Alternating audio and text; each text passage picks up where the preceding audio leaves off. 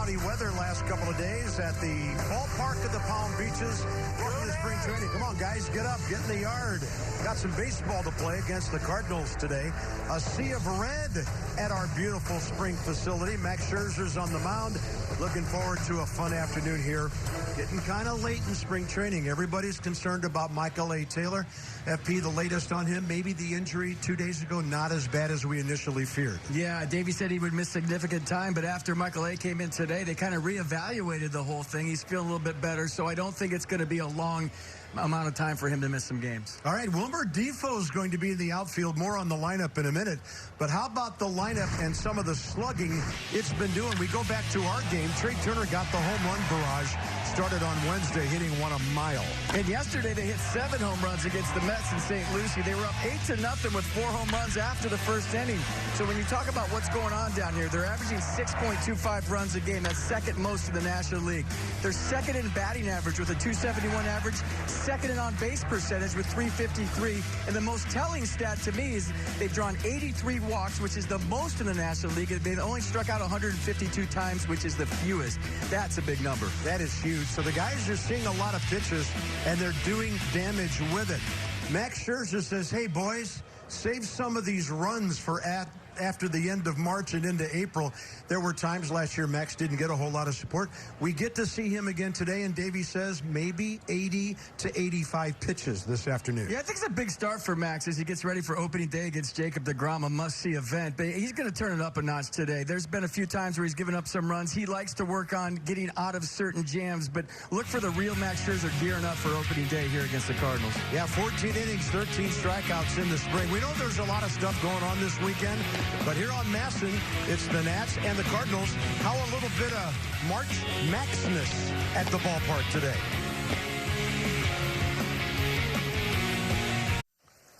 Nationals baseball on Masson, brought to you by Nissan. Save big on Nissan's award-winning lineup at Nissan now. Shop ChooseNissan.com today. A little cooler, cloudy. Hopefully the rain stays away. Umpires are just now walking in from the right field corner. You know, you come to a spring training game, you might see a car full of umpires unload out in the parking lot. Today I drove in, a bunch of guys in uniforms got out of some cars driving down here from Jupiter. It's just a whole different relaxed deal out there. So Chip Hale, Mike Schilt, the St. Louis manager, about to exchange the lineup cards. Did they have big white shoes on and red noses when they got out of the car? They could have. Let's have a look at our weather. Cloudy skies. It's going to be 77. A little muggy. Yeah, there weren't that many of them. I know where you're going with that.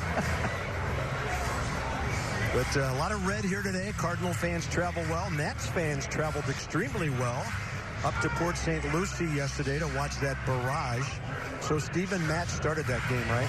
Yeah, Steven Matz started that game, and Adam Eaton started it with a home run, and then Trey Turner homered, then Yan Gomes homered twice, Anthony Rendon homered twice. It was 8-0 after one with 4 home runs. The wind was blowing out to left up in Port St. Lucie yesterday, but I don't think it had a lot to do with all of the home runs. So the offense has been clicking. We talk about pitching and defense and the attention to detail, but the boys have been swinging the bats. That would scare me, peaking a little bit early. There's still, a week or so to go here in spring training, but everything's heading in the right direction. And the right direction is north. These guys are ready to play some games that count. Wilmer Defoe will be in center field today. We'll keep an eye on him. Davey Martinez wants to make him a super utility player. Well, and we think he's capable of doing that because he's such a good athlete. So the sprained knee and the hip for Michael A. Howie still coming back from the strained hamstring about a week and a half ago. Coda Glover set to do a little throwing in the next several days. And that's a guy that you'd like to think about in terms of having a significant role in the bullpen. Coda just hasn't been able to stay healthy over the last year and a half, and that could be big if he is. Well, he's going to throw on Monday. I saw Howie running sprints today.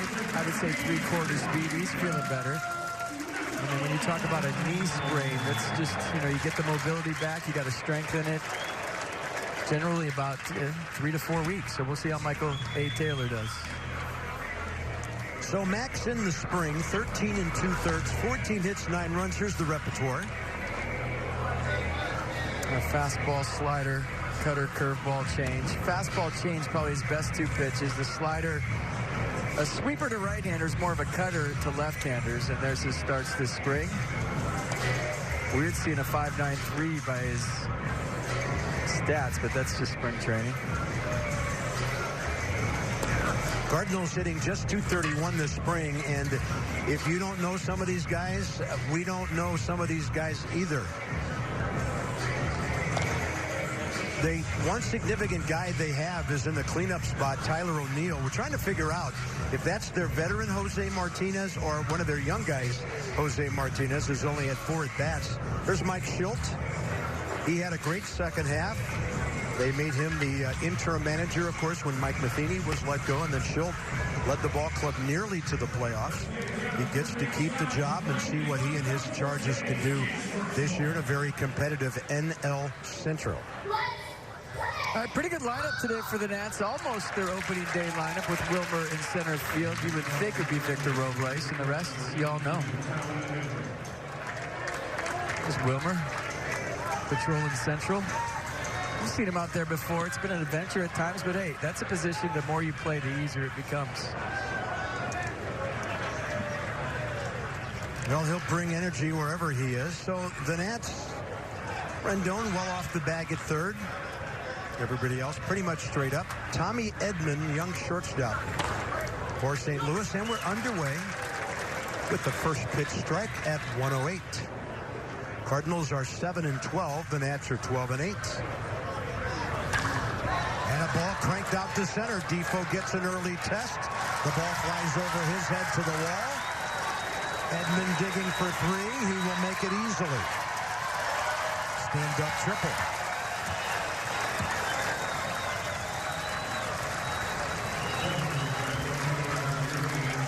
Well, you play a new position, you want to be a utility guy. The ball will find you. So the first batter of the game, Tommy Edman,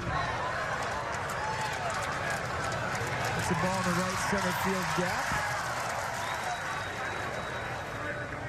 And legs out a leadoff triple for the Cardinals.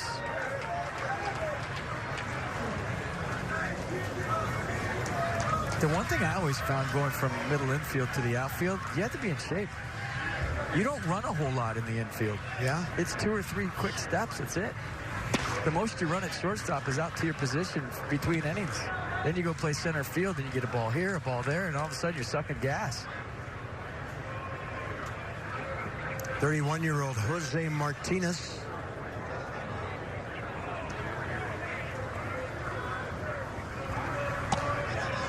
And Max misses down and in 2-0. Martinez, big-time breakout year last year. Late bloomer as far as his professional career goes. Hit 17, drove an 83 last year. He's 7 for 31 in the spring. Infield in, Rendon's a bit back at third. Breaking ball, base hit, 1-0 St. Louis.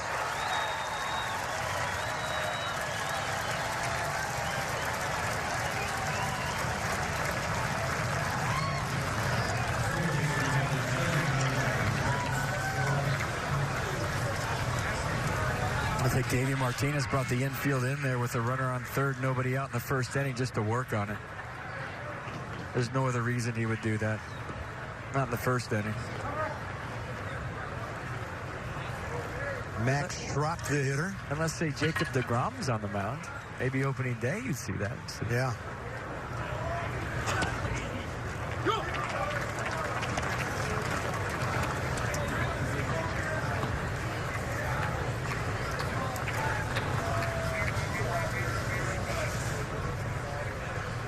Rendon even with the bag in the baseline, well off the line at third.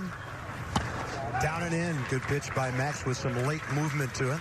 Yeah, that's the cutter he throws to lefties right under their hands. To righties, it'll be more of a sweeping slider, but watch the subtle late movement here. He thought that was a fastball the whole way.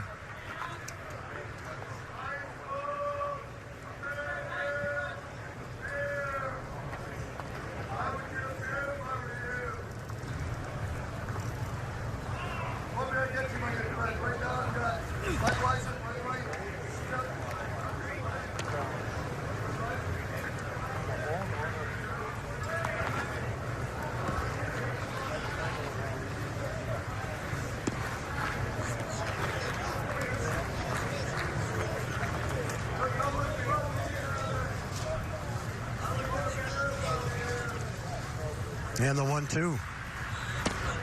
Great off speed.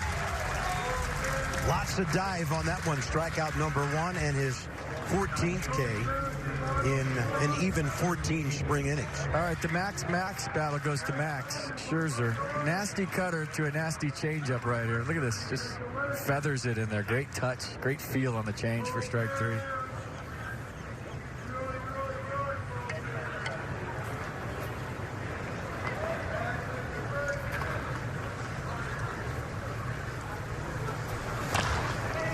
And a tapper. Scherzer to second. And Dozier happy to settle for the second out right there. Lead runner retired. It'll go 1-4 in the fielder's choice.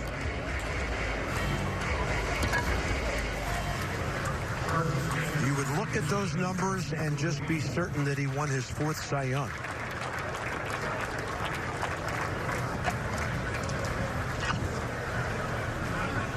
You know, he's never led the National League in ERA. He doesn't have an ERA title under his belt. That's hard to believe.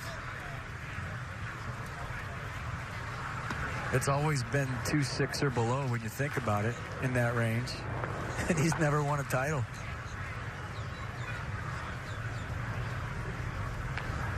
Catcher Francisco Pena.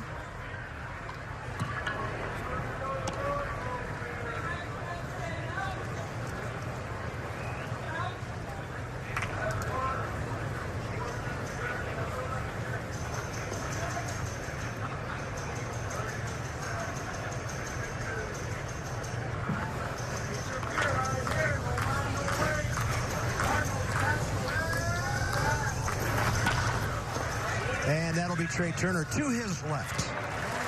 So Max, a triple, a base hit given up, bears down, gets the next 3 in a hurry. The hard-hitting Nats. Watch out for some offense again today. They're coming right up. 12 pitches, 9 strikes in Max' first inning of work. Austin Gomber, 25-year-old lefty, will face this Nats hard-hitting lineup. Tony Rendon last season over 407 in a week's worth of games against the Cardinals, so they saw enough of him.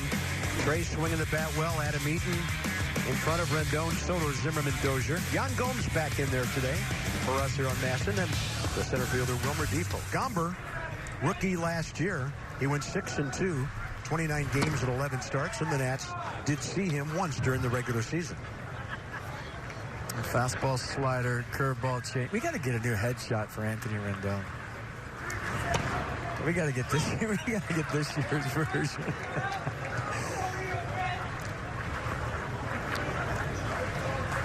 Trey 7 for 30. Gomber had him reaching. Right side looks like Mendoza making a last-second adjustment to grab it backhand. All right, Cards deep, bear with me. Rosarena, the left fielder, O'Neill Martinez, Edmund Gorman left side, Schrock, Mendoza right side, Francisco Pena, son of Tony Pena, behind the plate. So Gomber and Ponce de Leon, 2 pitchers for the Cardinals, had back-to-back no-hitters last year through 7 innings against the Cincinnati Reds. That was in August of last year. And it's a battle for the 5th spot in the rotation. So that's the closest, FP, a Cardinal pitcher has come to a no-hitter since Michael Wacha had his ruined by Ryan Zimmerman in St. Louis on a bouncer off of his glove with 2 outs in the 9th inning. I remember that. That was nuts. The longest I've gone before saying there goes the no-hitter. Adam Eaton is 7 for 22. 3 of his 7 hits, home runs. Michael Wacha was throwing 97 that night with about an 88-mile-an-hour changeup. There was at least 10 miles an hour difference, and they both came, they looked the same. Yeah. I had to look at the gun on the screen to determine the pitches that night. And usually you could tell with the naked eye, and you couldn't. So imagine standing in the box facing Wacha that night. Yeah, they're hoping he's back healthy. Adam Wainwright trying to have a comeback season for them. 2-2 to Adam. He's going to drive it to left. That ball's well hit. Got some carry on it. And it's grabbed out there by Randy Arozarena. Now, on a normal day, that's a home run here. Today, it is really calm. A lot of cloud cover, so the wind's not blowing as hard as it usually does. Hey, an opposite field home run yesterday. And he's shown a lot of pop that way. Yeah, he's got an opposite field homer this spring. Couple. Here's Anthony. 7 hits, 3 homers himself. See what I mean about the new profile shot we got to get for him? I like the shorter hair for what it's worth. Yeah.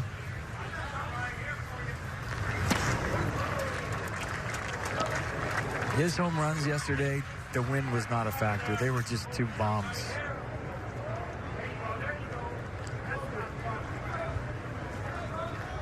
Left and left center.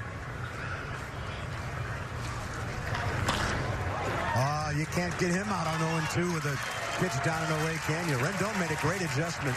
Just drops it into left center. Great piece of 2 out, 2 strike contact hitting. There Good Soto up there. A curveball, not a bad pitch. Yes, Gomber, I bet you that's exactly where he wanted. Curveball down, and Rendon just scoops it out to left center. Beautiful piece of hitting.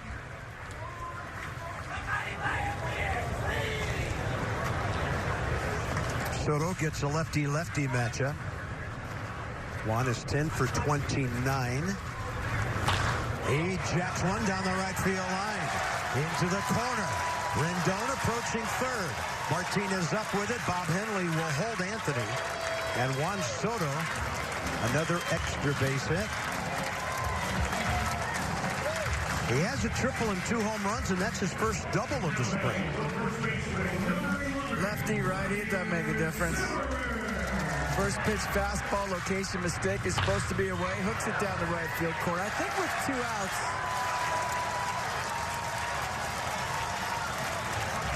outs. During the regular season, you might have seen Bob Sedley wheel Anthony Rendon, but no need for a close play at the plate in spring training.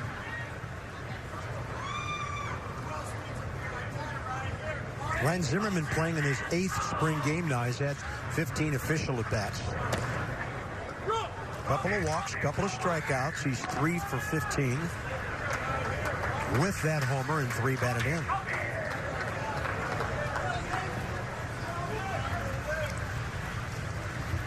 This Nats lineup is stacked against lefties.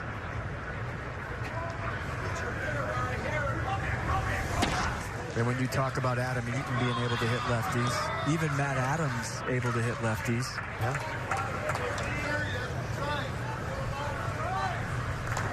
And that guy can hit anybody.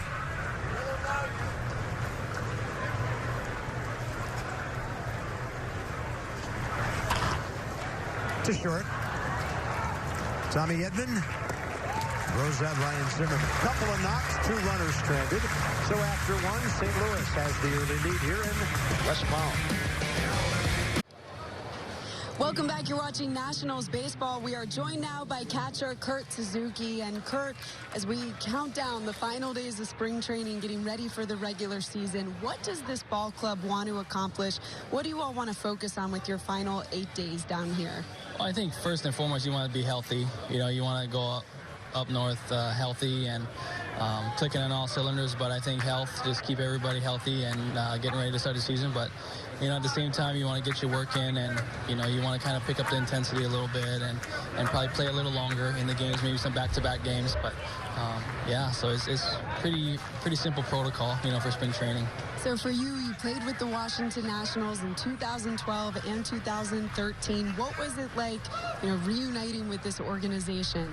It was great. You know, I love this organization when I was here, you know, those years.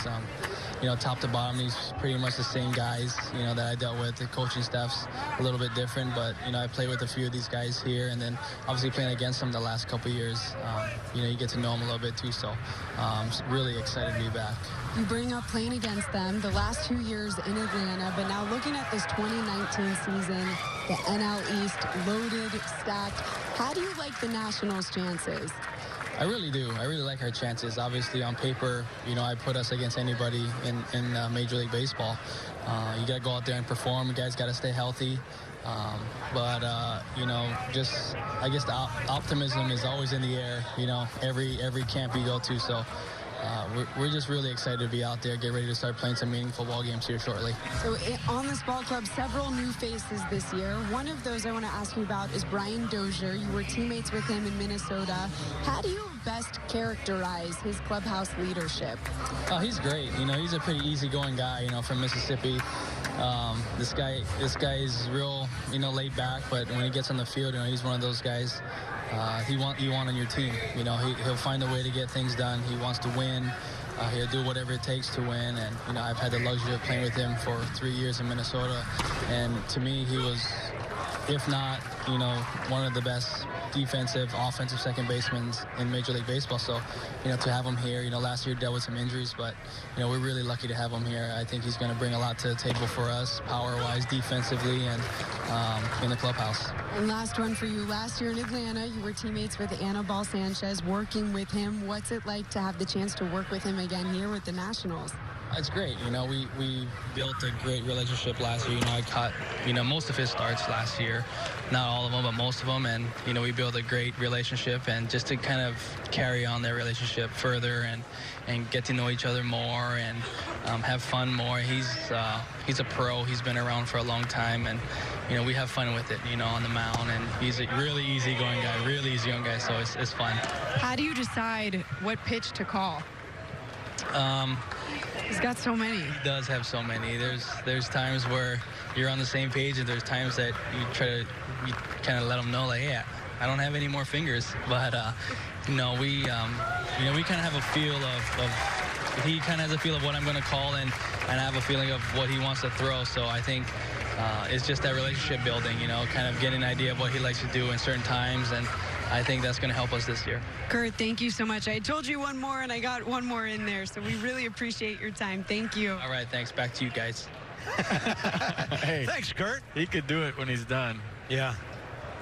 Well, the Nats pitching staff has already given up about a half dozen fewer home runs this year by getting Kurt Suzuki off the Braves and putting him back on our ball club, because he wore out our guys for the last 2 years in that Atlanta uniform. And just a wonderful guy to bring back into the clubhouse. Let's throw it down to Masson Kurt. Well done. Evan Mendoza, the first baseman. Number 8 hitter. Max has gone to work here. He's showing a lot of different pitches here, a lot of different looks, different speeds. So he has struck out one of their big-time prospects in Nolan Gorman. Then he worked over the young kid, Arozarena, right there.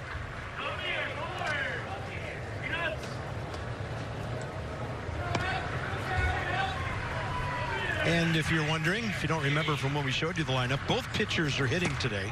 Swing and a miss. Killer slider down and away. So Max strikes out the side, all on swinging Ks. He's retired 6 straight, 4 on strikes. So Max, he's loose now.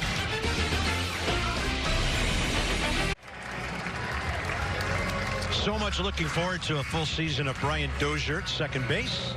He's got some pop, 31 years of age. He's a power guy. Batting average a little down last year, but the power numbers were very respectable. He's been on the All-Star team. He's won a Gold Glove, and he's going to look great up the middle, turning twin killings with Trey Turner. High in the air, first pitch swinging. Dozier out to right center. Tyler O'Neill, first out, bottom of the second. And then another All-Star behind him, Yan Gomes. 2 taters yesterday that had 0 to do with the win.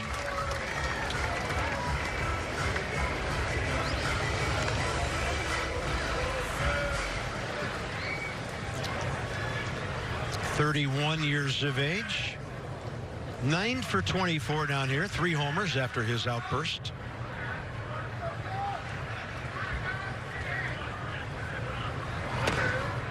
And a good heater in there by Gomber.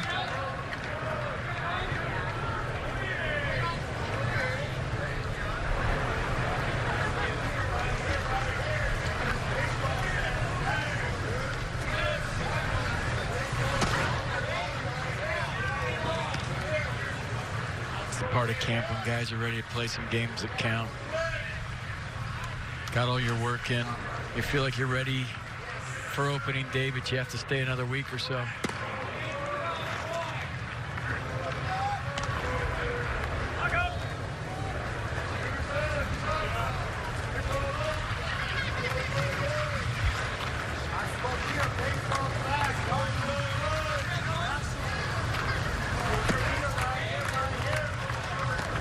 Three and one. Off speed. Upstairs.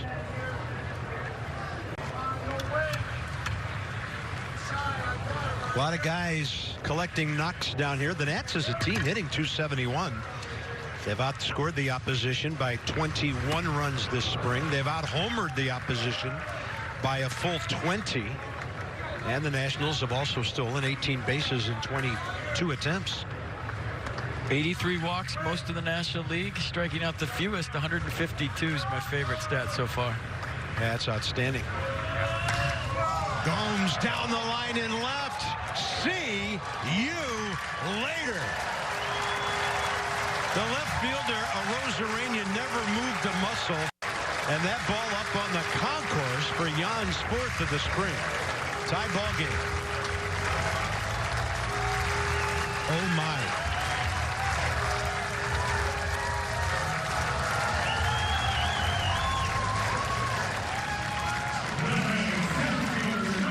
So 2 yesterday, this one today, and this is what I'm talking about in St. Lucie yesterday, Carp. There were no doubters. I mean, he got his hands inside that baseball. That's a beautiful swing. He looked like J.D. Martinez right there from the Red Sox. That ball was in off the plate. He kept his hands inside of it, didn't hook it, foul. And that went a long way.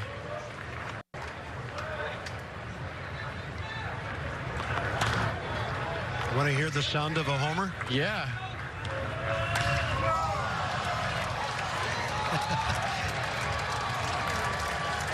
As much as the crack of the bat, the reaction from the fans after that one launched. Defoe on 0-2, defensive swing and a pop-up right side. It's Max Schrock, the second baseman, 2 down, and Max Scherzer will be the hitter. Nats fans, your chance to recognize the unsung hero in your life. Nominate someone who best reflects the principles of volunteerism, heroism, or philanthropy.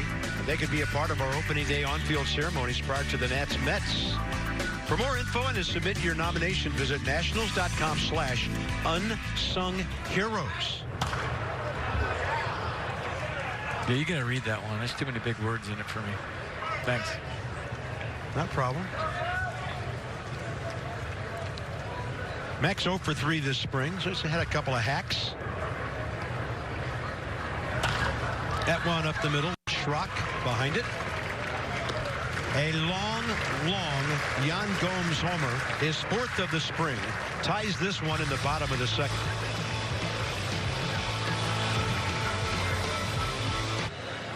Top of the third here. Welcome back, everyone. We are now joined by right-hander Anibal Sanchez. And Anibal, your ears must have been burning because we were just talking about you with Kurt Suzuki. But coming here to the Nationals, last year you faced them playing with Atlanta. What's it like now being teammates with the Nats? Yeah, I figure, you know, a couple guys that I know in this team that, you know, that I enjoyed before. Also, now I follow Suk and on the interview too.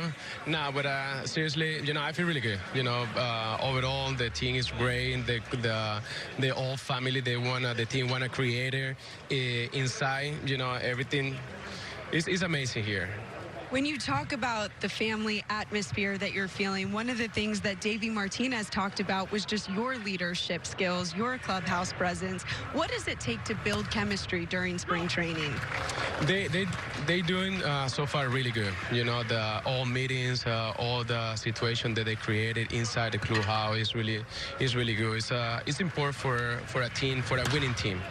You know, it's not like something that you don't want to that you want to create it just have fun fun outside. It's more for winning. And I think winning is start inside more than outside.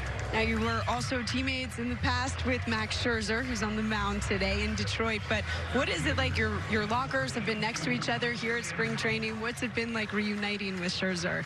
It was good. You know, we catch up couple of the, couple things that happened in the time that we don't see, and you know. But Church is a great person to me. He's a great person to talk, especially about baseball. He's so competitive, so smart on the mound, and he's helped a little bit of me from from my staying here in Washington. You made your big league debut in 2006. At this stage in your career, how do you view yourself? A blessing, especially like, my last 3 seasons with Detroit, it wasn't good. And came next year, and, Chole that I can still on the major league level. And now here, the opportunity that Washington gave me to play for a couple years, I can say that I feel blessing. And meet the new generation in baseball is unbelievable. Anibal, thank you so much for your time. We appreciate it. Thank you very much for having me.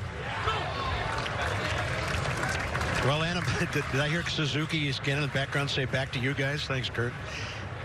Top of the third, Max has retired Austin Gomber. This is Tommy Edman, who hit one over the head of Wilmer Defoe for a triple, led to the Cardinals run in the top of the first.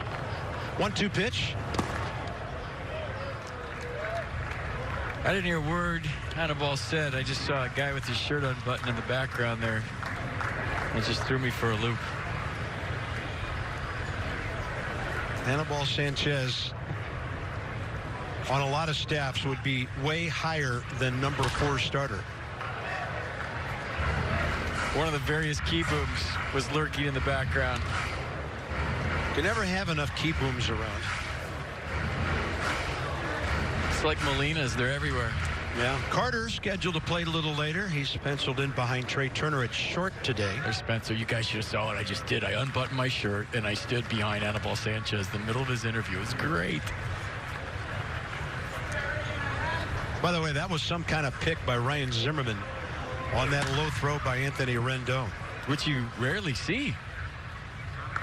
He threw that ball as soon as he let go. I'm like, that's in the dirt, and you never see him do that. Every once in a while, he'll sling it sidearm. It'll run up the line a little bit toward home plate.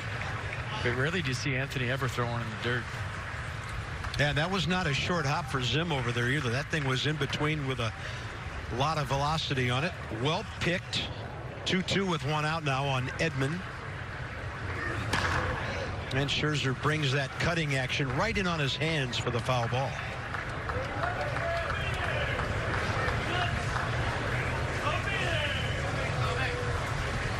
Good pick.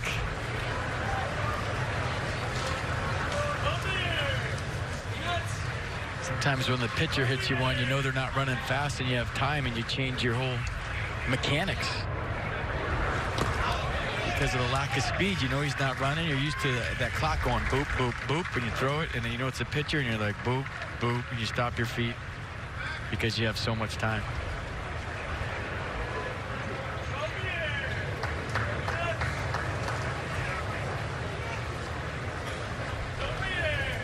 Full count now. Good pitch. Had him reaching and rolling it over to Ryan Zimmerman. 2 down. So Max with a couple of ground ball outs this inning after the 3 Ks in the second. He'll face Jose Martinez, who did a good job of going the other way to drive in Edman back in the first inning.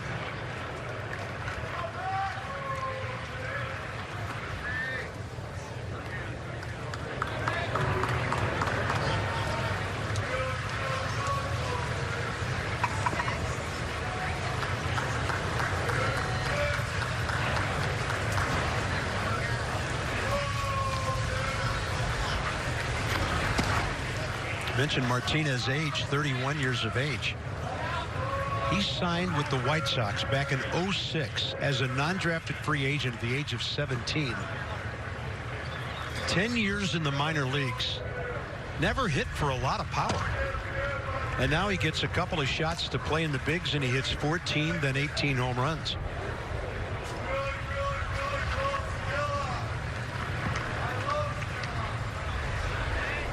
Yeah, opposite field pop, too. He's a big kid, 6'7", 230.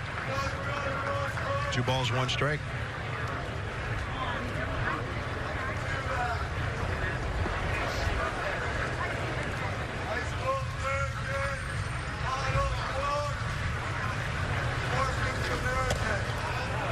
Yeah, things stayed up in the zone there. 2-2.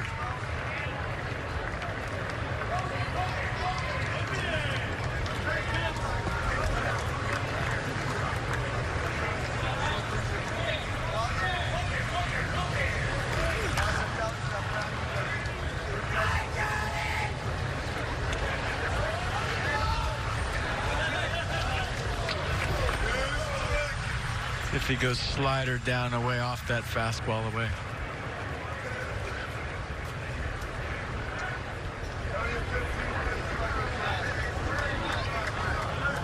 Nope, doubling up.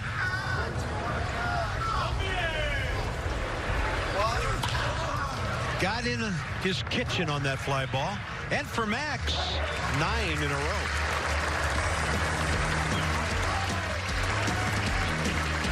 Good battery mates always hug it out.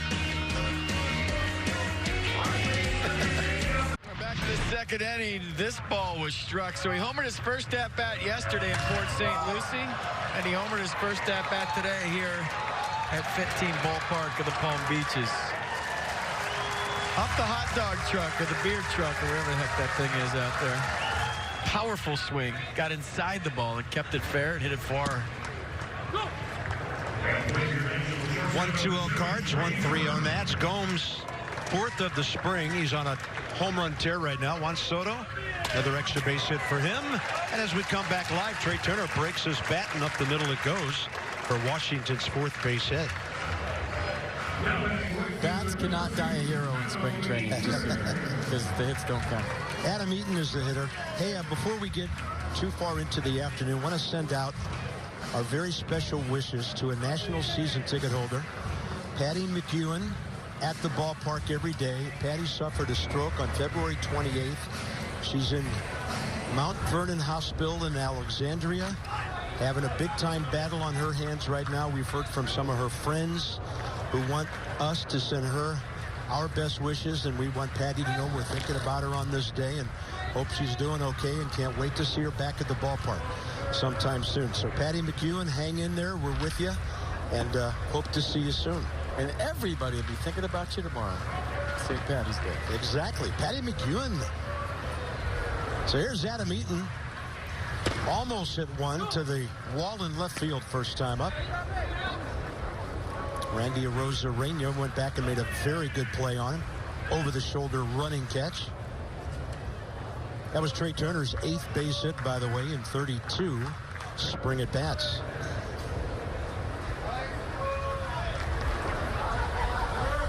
The Nats hats tomorrow are awesome. They're white with the new logo of the Capitol in green, and a green W, and a green bill. Nice. I saw one today.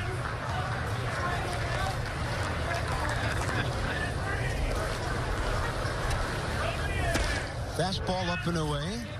Trey Turner is 2 for 2 stealing this spring.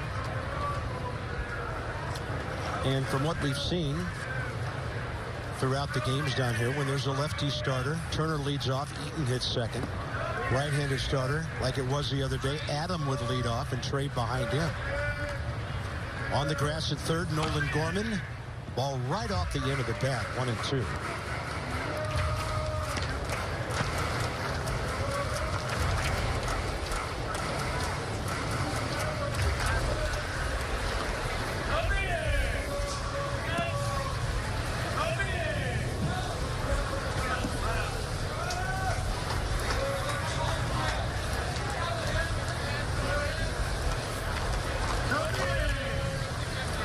Pena shifting well off the plate.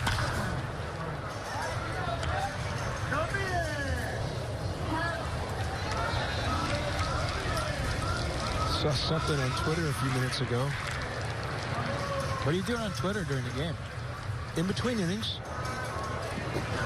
Blue Jays used 4 outfielders against Aaron Judge today, and he promptly stepped in and hit about a 450-foot home run. Put the 5th one in the stands. So yeah, catch this. 1 and 2 with nobody out. And there's been talk about that, you know, the whole shift thing, people talking about different possibilities around baseball. They can't outlaw the shift. I don't think so. Well, we'll get into the new rules here in a minute. Yeah. There's a lot of talk about the 3 batter minimum for a reliever.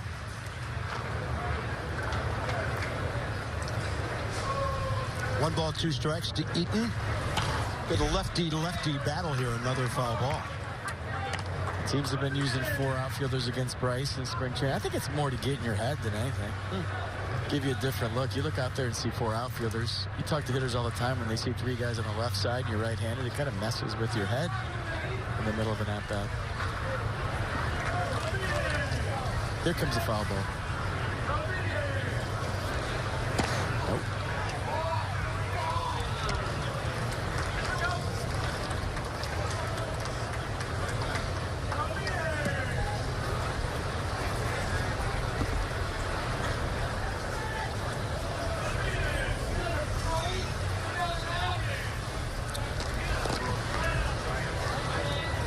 Trey Turner has stealing in his arsenal today, or he would have ran by now. Maybe he's not picking something up, or maybe you just don't feel like going on a certain day. If we're getting close to head north, I don't want to steal. Although he's looking a little more antsy. As he holds Eaton. What a great at bat. Hits it hard the other way. That's a good. So he has centered the ball on his barrel twice. They had 5 or 6 2-strike foul balls, and then Spanks went into left. See what you did there. Yeah. That's a pro at bat.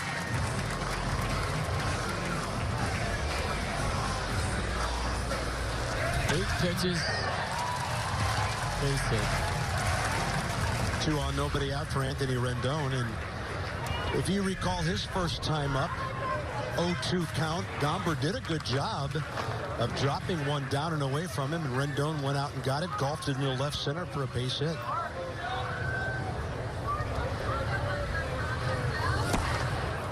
Gets an off-speed, similar pitch to the one he hit on 0-2 right there.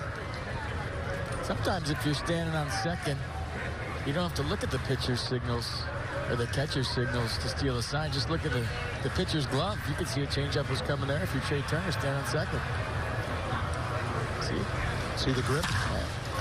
That's a double play ball. Schrock in the middle of it. Takeout slide by Adam Eaton. Some old school baseball there at second base. Schrock did a good job. Eaton went after him, and they turned the 5-4-3. Well, that was refreshing, wasn't it? Perfectly legal, going hard. And that should get some high fives in the dugout. That's playing hardball right there. That got me excited. You don't see this anymore. Straight into the bag. Nothing illegal. So many lazy feet by second basemen nowadays because they don't have to get out of the way. And all of a sudden somebody comes in old school and he almost threw that one in the dumpster. Yeah, well, that's the guy to do it. So here's Soto, who pulled a double first time up. Big time swing there, strike 1. So Juan is now 11 for 30.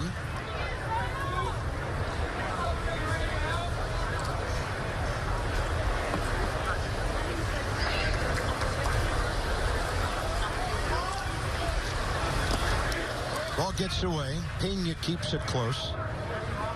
If I'm a kid sitting on the bench right now, and maybe I even came over from minor league camp, and I see a veteran guy like Adam Eaton grind out a spring train at bat. He's not thinking about going to the beach or going golfing after the game. Slaps one to left after all the foul balls. Then he gets on first and he slides like that in a spring training game. Yeah. That's leading by example. Yeah. That's showing not only the young guys, that's showing your own guys on the team. This is how we're going to play this year if I'm doing this in March. On March 16th, this is how I'm playing. Yeah, I've seen guys that play hard when the bell rings that just kind of peel off there because they just want to, head north and be healthy. But the fact that he had that at bat and ran the bases like that showed everybody in that first base dugout and maybe even the third base dugout, that's how you play the game. Well said. 2-1. Soto looks at it, just spits on it, ball 3.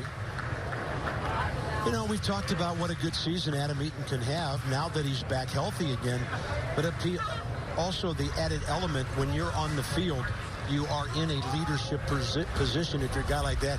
If you're hurt most of the season like he was last year, only so much you can do to urge the guys. Right. You know, you can talk about it, but he's showing them now how to do it, and that's huge for this ball club. 3-2. And you don't feel like you can either. Yeah. Because you're not playing, so you're not as vocal.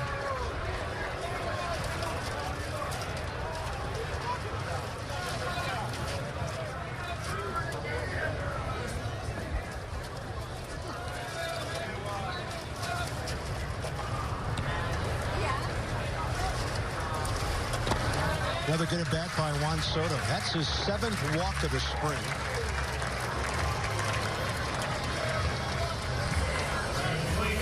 All right, you know you're not going to miss opening day on Thursday, March 28th. The Nats take on the Mets. 105 start at Nats Park. The first 25,000 fans, however, receive this 2019 schedule T-shirt presented by Geico.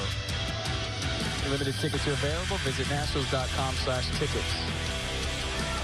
Is there a schedule on that shirt? I need that shirt. I need to wear that shirt. I never know who we're playing. I never know what time the game is. I think that should be our attire on air, the schedule. We just wear the schedule on our chest. Oh, look, the Marlins are coming into town, it says on my chest. Oh, it's on the back, though. They're telling me to try. That's doing me no good unless you wear it. And then after every game, you can write in the result. We're on camera. I'll say, hey, what did we do yesterday? All you got to do is turn around. And Sharpie, I'll put an L. Not too many of them. Yeah, I need that in my life. Or at least just hang it up in my room so I know who we're playing. 1-1 to Zim. The Ryan ground ball to short first time.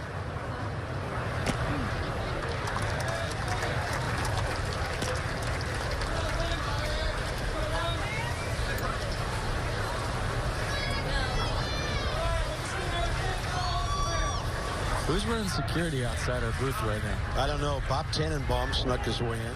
Some other guys. Reportedly, some guy named Rizzo's beating on the door trying to get in for the next half inning. Security. 1 ball and 2 strikes. This one high in the air by Ryan. Ball falling near the right field line. And after a long run, Jose Martinez has a good job by Gomber with the double play ball of getting out of a jam. Yan Gomes, a long home run, tie ball game as we go to the middle innings. The boss is in the house. Mike Rizzo joining us here. Mike, good to see you this spring for the first time on the air. Yeah, well, appreciate you inviting me up here. And anything new on Michael A. Taylor after he got beaten up a little bit the other day? What's the prognosis that you know of at this point? I think he got dinged up pretty good. I think it's the best possible scenario we could think of. We don't think there's anything structurally wrong. He's just he got beat up pretty good. I think he's going to have to rest it and let it heal, and then ramp his baseball activities up. And we don't have a distinct timeline yet, but. We're hoping it's not a long-term situation. Wilmer Defoe in center field today. What are some of the options you're looking at in case Michael's not ready for opening day? Well, we've got Andrew Stevenson is a terrific defensive outfielder, contact bat, can really run, steal you a base, and play good defense. So he would be our number one possible option for him. And we've got some depth in the minor leagues, but also on the big league roster, Howie Kendrick can run out to the outfield. And you see Defoe athletically can play out there. And we've had Sanchez in left field and first base. So we're trying to build some versatility for Davey to utilize on his roster. We've been to a lot of camps. Every year we say this is the best camp ever. But this is the first year, Mike, in my 9th year here where the players are saying it. And it's not just any players, it's veteran players that have been through a lot of different spring trainings. Why is this year different? I don't know. I just think that we're looking forward to an extremely competitive National League East. I think that I think everybody's excited. If you're a competitor, you're excited about what's going on in this division. It's going to be it's going to be a dogfight the whole season. I think the guys really obviously they really embrace that, and each game's going to mean something. And I think that we like the team that we have. It's a good bunch of guys, a good mix of very, very young core group of guys, and sprinkled in with some good veteran presence. There's a lot of leadership on this team, and we made a conscious effort to, when we added to the roster, that we were going to get really good athletic, but also good leaders that have been through the rigors of pennant chases and playoff baseball, and with guys like Gomes and Dozier and Suzuki and those type of guys, we think we've done it. 1 ball, 2 strikes to Tyler O'Neill. Max jams him.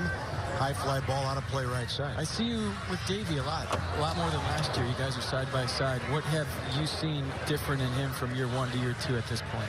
Not a lot different. I think what's going to make a difference is that he knows the personnel very, very well. He knows what we've got in the minor leagues coming. He knows our depth, but he also knows the core group of guys that we've had last year. And don't forget, he came in last year and needed to really figure out the 40-plus guys that we were going to run up to the big leagues, and I think you saw it towards the end part of the season. He was much more comfortable with the roster than he was at the beginning, which is only fitting. But I thought he did a remarkable season last year, had a great year, and because with all the injuries and all the things that went on, I thought that thing could have went south very, very easy. With a lot of managers, it would have, and he kept the players focused and playing hard all the way to the last out. 11 straight for Max Scherzer. Fastball rides inside to Francisco Pena. Mike, how you feeling about the bullpen? I like the bullpen. Our depth is better than we ever had. We've got guys that are talented, but with options. So that leads to the flexibility down the road.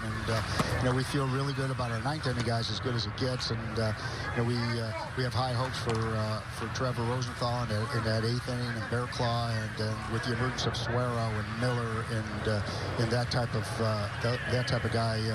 We like our bullpen. Grace had a remarkable season last year, kind of under the radar, but it was an important part for us. And Tony Sipp gives us another weapon, against some of those tough left-handed hitters. So we feel good about where we're at. We've got young kids on the come that could help us. Austin Williams is throwing extremely well, and Bearclaw has been great. So we like where we're at right now. How is spring training involved for you with 2 outs here as a general manager, where maybe initially you had a lot of decisions to make, and now it doesn't seem like you have a whole lot to make? Well, you're always on the prowl. You're always looking for ways to improve your club, and sometimes when the major league roster is fairly set, and you're looking at the periphery of the roster, then you look at other ways, and other ways could include how do we improve our minor league system, how do we do IT wise, and so there's a lot of things that we go into, and there's always something to do, ways to get better. Hey, Mike, well done. You and Max have now retired 12 in a row. Thanks for the visit. I appreciate it. Mike Rizzo, so kind to join us. We'll be back in a second. All right, what do we got here? Nachos? Florida nachos. What are Florida nachos? Put some salsa on there? Gotta be some fish in there. I like Georgia nachos.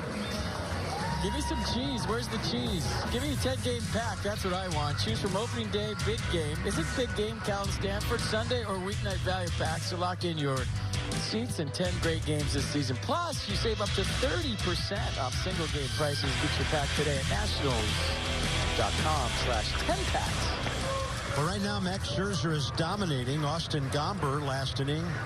Good job of working out of a 2-on nobody out jam. He faces Brian Dozier. And Dozier takes one down and in, 2-0, bottom of the 4th underway in a 1-1 game. Are those nachos in the helmet? I don't know. I was too busy checking out the ingredients. 2-0 fastball in there. Roberto Ortiz, by the way, is the home plate umpire today. 4th year in the big leagues. C.B. Buckner, Paul Nauert, and Carlos Torres rotating around the bases. You see what happened in the Cardinals-Astros game last night here at the ballpark of the Palm Beaches? A.J. Hinch was tossed by Angel Hernandez after 1 pitch. I left speechless on that one. It's true. Well, it was the bottom of the inning, the bottom of the 1st, and whoever was pitching for the Cardinals threw 1 pitch. They were chirping, and A.J. Hinch gone. Angel Hernandez run him out of the game. That had to be some history. Yeah. And AJ had to walk all the way down the left field line, like as Drupal Cabrera did a couple years ago. Yeah, so the last 2 spring ejections that we know of, both at the hands of Angel Hernandez. He doesn't care what season it is. And as Drupal, with the players' parking lot out beyond the right field corner, he did the slowest walk across the field exit that we have ever seen. And he got his money's worth. If you all remember, he had disagreed with Angel on a call during his at-bat. He then singled, and halfway down to first base, turned around and said something to Angel Hernandez, the home plate umpire, who then ejected him. He went over the third base dugout, got his gear, and then walked across the field. And it was the longest delay we've had in the spring telecast down here in quite some time. There's a well-placed base hit. Yan Gomes is 2 for 2. Dozier over to third. That was a lot closer than it looked like it was going to after the strong throw by Jose Martinez, who charged the ball well. So first and third, nobody out. A nice hit right there. I mean, Yan Gomes is saying, I hooked a fastball out of here last time in. There's no way they're coming back in there, else I'm going to hit another one. So what am I going to do? Well, I got to run around first. There's a hole over there. They're probably going to throw me away. I'm looking for it. And Brian Dozier going first to third. They've been working on their base running. They've been working on being aggressive. That was a nice piece of base running by the Nats second baseman. Interesting situation here. A guy who can handle the bat, good speed, pitcher on deck. Defoe batting 8th here, trying to break the tie. He's up there hacking, and it was a mighty cut. Popped up to second, first time up. Wilmer 7 for 32 in the spring with 3 runs batted in. I think when Wilmer becomes a pesky hitter like Adam Eaton, thinks about line drives and hard ground balls, that's when he's going to hit his stride as an offensive player in this league. A lot of times he's thinking home run. It appears. Agreed. With his approach. And even though he's got just enough pop to get him in trouble, when he starts thinking about a ball on a line and that makes him happy, he'll be a great hitter. Well, there you go. It's 0-2. Let's check out his approach and what Gomber's going to do to try to get him out. Defoe will lift it, and this one has a chance to drop. That's a base hit. Nats lead. What a read by Gomes. The catcher read that, even with the outfielder raising his arm as if he was going to catch it. And Yan Gomes is standing on third base. 2-1 Nats. Yeah, I know it's spring training. You don't want to get too carried away. But if you're a Nats fan, you're seeing things from this ball club that you didn't see last year. 2 strikes, putting the ball in play. Watch Yan Gomes like there's 2 outs. He's just showing you that he's a baseball player. He pulled a home run last time. He looked for a ball away, went with it, first and third. Now he knows that ball is going to drop based on where Martinez is playing, and he goes first to third. Even if Martinez feels that cleanly, Yan Gomes is to third base. So it's just heads-up baseball all around. Very heady stuff from the Nats catcher. I love it. Yeah, lines moving here in the bottom of the 4th. A walk, a pair of singles. What do they have in mind with Scherzer holding the bat? Talk about Max's hitting. He's also a good bunter. He has 40 career sacrifices. He's going to square. Kind of a safety squeeze effort, so Gomes goes back to third. He knew he was a dead duck at home, but Max gets a sacrifice, moving Defoe to second. I mean, what's not to like about this inning? Leadoff walk. You hit behind the runner, first and third. 2 strikes with the runner on third. You put the ball in play, and then your pitcher comes up, lays down a beauty. Now the table's set for Trey Turner, second, third one out. Tremendous execution. Yeah, that's good baseball right there. Top of the order. Trey 1 for 2, base hit up the middle last time. Corner infielders in, and now the middle infielders creep up with the motion of the pitcher coming home. Something I first saw years ago with Tony La Russa, where the middle infielders would actually start back, but then come forward as the pitch was about to be delivered. Disguising the coverage. Here they come. Oh, they're blitzing. Now, that was a full-scale secondary blitz right there. Yeah. They're back. They thought they're going to play zone. Watch them. We're blitzing. Trying to time the snap count. Now the hitters count of 2-0 for Trey, who's driven in 5 runs this spring. Breaking ball, drops in, outside edge, 2-1. Bobby Valentine, when he was a manager, the Mets used to start him on the grass. They backpedal. And as a hitter, you're looking out there, and there's fielders moving everywhere. And I think it was more about that than the actual positioning. Turner with a loud gapper. Gomes scores. Defoe heading home. Trey motors into second. And for the Nats, it's a 3-run 4th inning to take a 4-1 lead.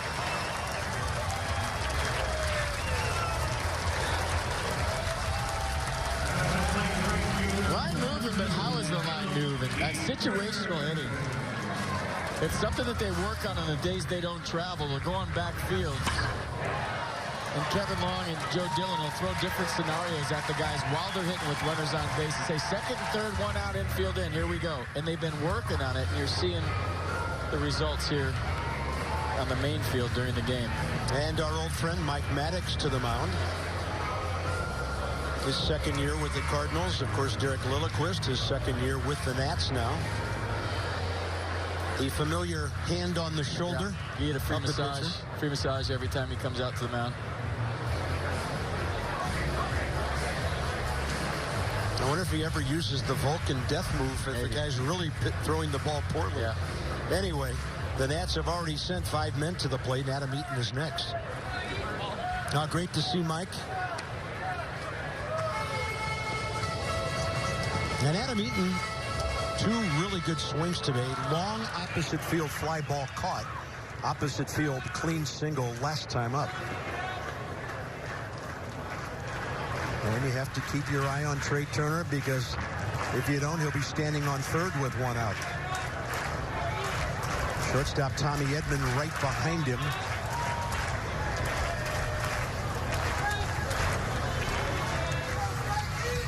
So we've been seeing all the work on the backfield. It's been down here for a couple of weeks.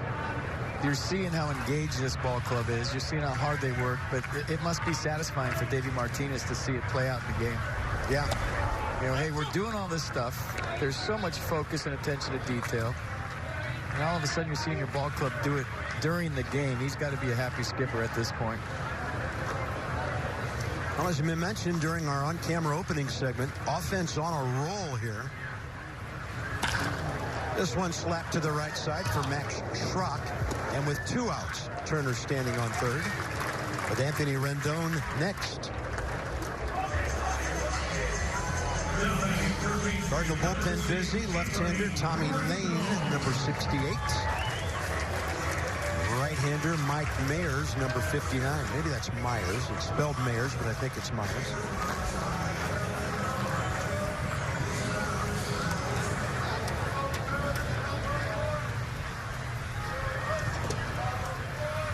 Rendon, a bloop single on an 0-2 pitch. And a double play grounder. That ball gets away. Easily scoring Trey Turner, 5-1 Nats. When you talk about this thing from the Cardinals side, Gomber going for that 5th spot in the rotation, facing an A lineup here. And a 5 spot in 4 innings. And there's been some balls hit hard.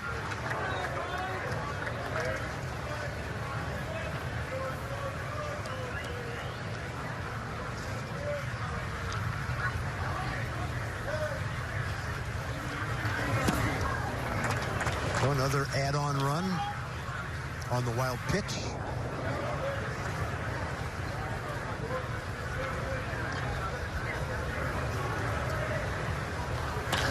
And Rendon high in the air to center. This will back up Tyler O'Neill.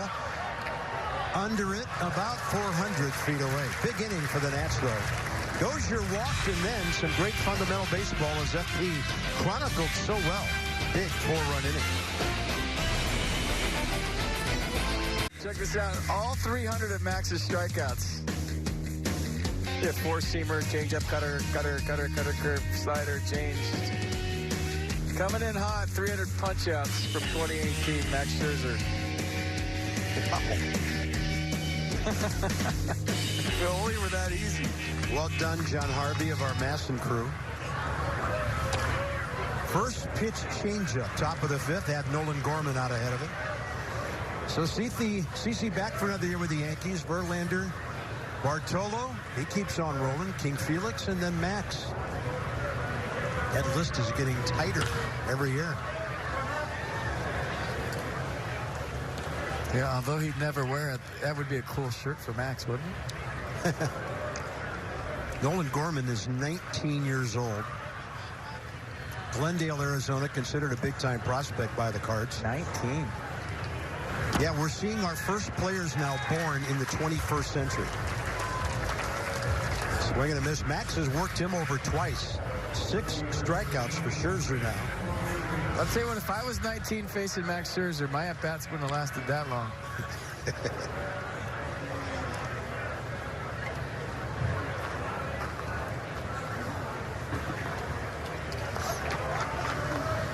Wait, if I was 29 facing Max Scherzer, my at-bats wouldn't have lasted that long.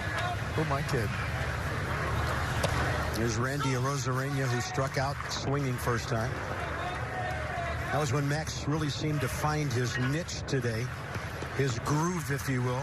Swinging strikeouts on Gorman, this young man, and then Mendoza back in the second after he'd given up hits to the first 2 batters of the game. He has a wicked slider going today, and he's thrown some nice changeups as well. Through his first 4 innings, 53 pitches, 37 strikes.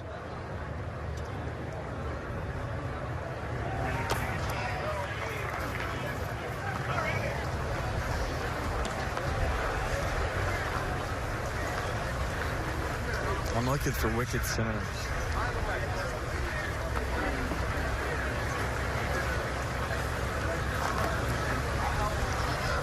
I can't use most of them on TV.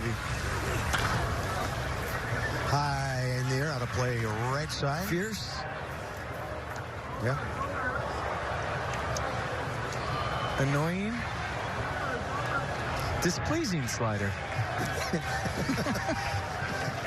Detestable. Go back to your hitting coach. Say, I was not pleased with that slider Max Scherzer just threw. Max has a detestable slider going today. I don't feel like playing. 1 ball, 2 strikes with 1 out. Center fielder Defoe a little bit the other way. And the 4-seamer rides high, 2-2.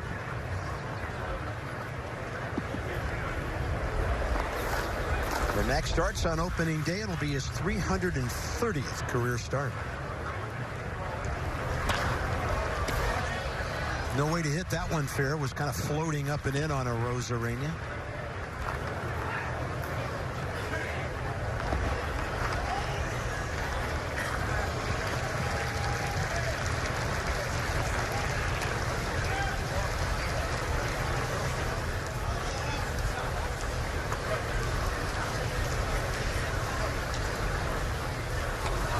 You know what? I bet you Max doesn't have a whole lot of opening day starts. You know, you think of a 3-time Cy Young Award winner. Yeah, some of the staffs he was on. Right? Yeah. Verlander probably got the majority of them in Detroit. When he was in Arizona, probably not.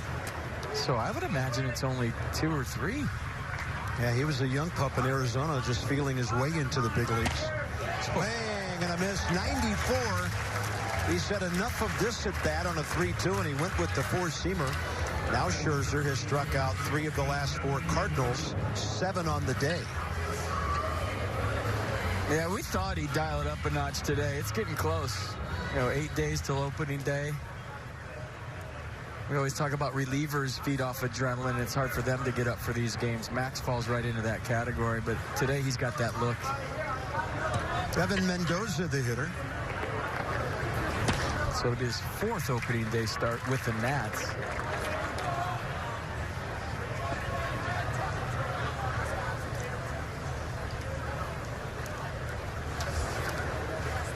Target in. Some serious damage right there, and able to fight it off for a base hit, Mendoza. Gomber was in the on-deck circle. Now the Cardinals will hit for him. So he'll go 4 innings and give the Nats 5 runs on 8 hits.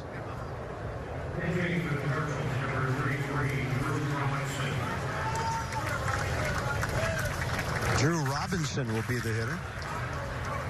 Speaking of Robinsons, Oh, yeah. Clint Robinson is in the ballpark today. The former Nat sporting the orange golf shirt, scouting for the Miami Marlins.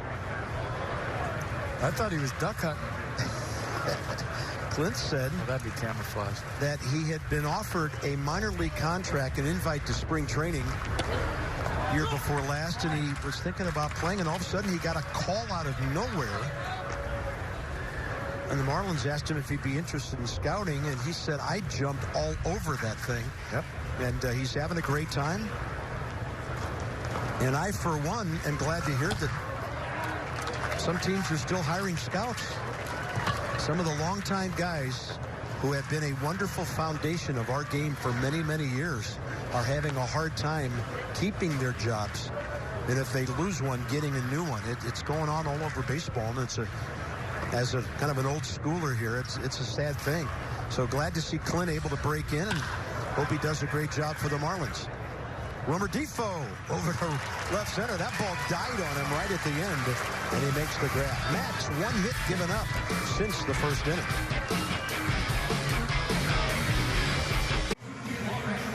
There's the bat hoarder. Remember, that was his Twitter handle. Guy that collected bats. Clint Robinson, super scout. Right now he's thinking to himself, man, could I hit one far off Max Scherzer if I was in there. He was a good Nat. We liked him. A good story, too. Great guy. All right, here's what we've been talking about. I wanted to show you a little highlight package of the boys playing hard. Adam Eaton going old school here. Would they bang a double play on that during the regular season? I don't think so. That's good old-fashioned baseball. And Brian Dozier going first to third. Yan Gomes hit a home run. That was fancy his first time up, but I like the fact that he knew that ball was going to drop and went first to third. How about Max laying down a beauty? So fundamentally sound on the offensive side today, doing the little things, and we like that. Yeah, those things were happening back to back to back in that 4-run fourth inning. Left-hander Tommy Lane,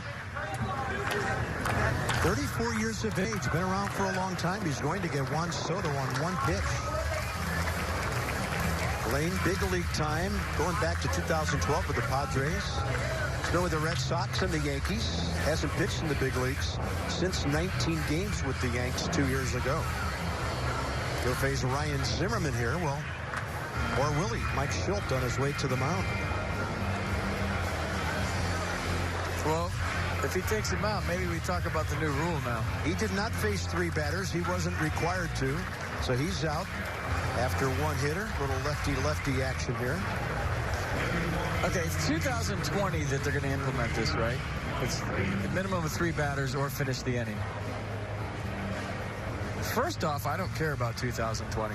I'm worried about 2019 and what the Nats do in 2019. And I think there's 2 ways to look at it. It's not your old school, new school anymore. It's your open-minded or you're closed-minded. That's where you go with this new thing. So here's some of the new rules. And I think if you're open-minded to this rule and you look at what it can provide to baseball and you see it first before you crush it, that's where I'm going with it. I sent out a tweet yesterday initially, and it was old man get off my lawn tweet. But the more I thought about it, why don't we see this in action? When you read people that are way smarter than me writing about it, I think I want to see it first before I crush it. Fair enough, yeah. Right? So 2020, we hope we're all here in 2020, first of all. Second of all, I'll worry about that rule then. Third of all, I want to see it in place before I crush it. It might speed up the game. It might add to strategy instead of take it away from strategy. Everybody says you're turning chess into checkers. I don't know. I think we got to see this thing play out, Cart, before we crush it. And I think that, you know, I have been closed-minded to the new rules, and I think now you have to be open-minded to change. The only one I wish they would do this year is the September roster thing. But it is a great step in the right direction because 40-man rosters for games in September when there are pennant races up for grabs and all that. I really like the new rule where you'll have 26. You could add a 27th man for a doubleheader, and then, of course, 28 in September would be the limit. So I'm all for that. Wish we didn't have to wait an extra year for that one. But baseball, you know, they're thinking things through, FP. They want to make the game move a little better. They want to make the game a little more appealing. Some of the commercial breaks will be shorter, especially on national games now, and I think the fans will like that as well. Yeah, I'm just not into playing one game one way for 5 months, and then all of a sudden it's a different game with tons of players in that last month. So I'm with you on that one. Yeah, totally agree.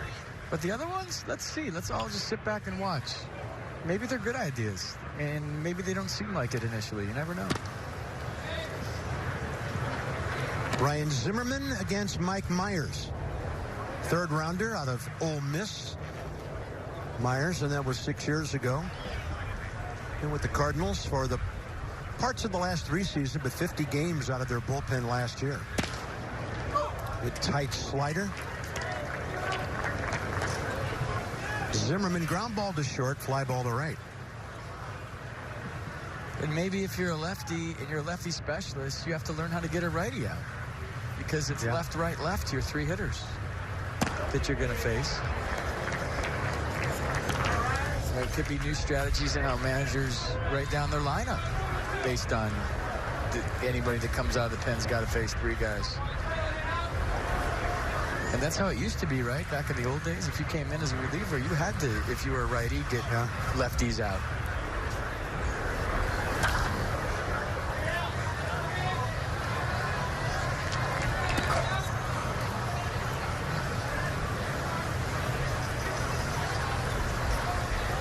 I just know you and I look at each other and roll our eyes a lot when it's 8-2 and the other managers playing matchup baseball. Yeah, in September. Really? Hey, quite honestly, it's brutal. Is it game 7? Did you miss something? Yeah. You're 22 games out and you're playing matchup and it's 9-2. Yeah, but you know, and you brought up what is the bigger picture issue. Pennant races are at stake, and you're playing a different game than you played for 5 months. Yeah.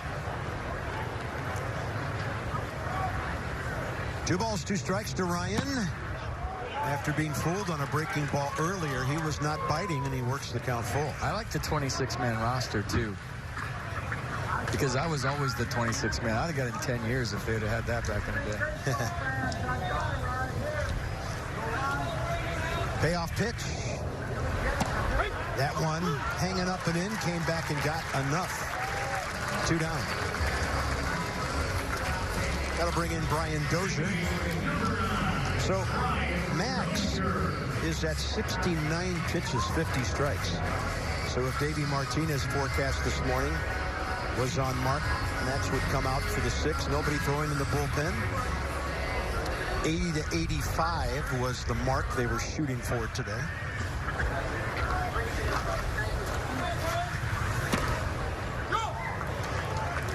I read an article the other day where it was over 8 pitchers on average used in a game, up from like 2 point something 15 or 20 years ago. Yeah.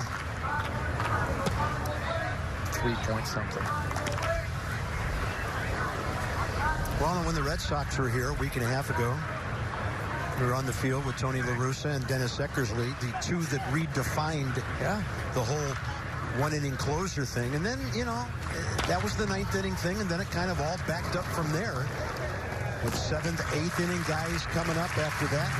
So the game, it is a changing, and we hope for the better. Looking good for the Nats today. All right, how did Max's day go? We're going to show you 7 punch-outs, no walks. Gave up 1 run on 3 hits through 5. He's still out there, by the way, so his day's not done.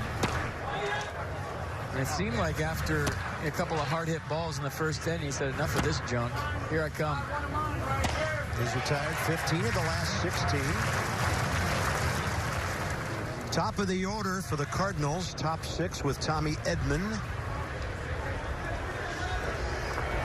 So Jan's been in the middle of it. Trey has as well.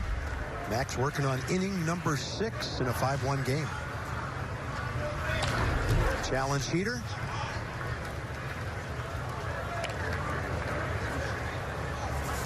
Tommy Edman's got a good swing. He was described to me as a Daniel Descalso type, and I could kind of see it. Kind of a pest.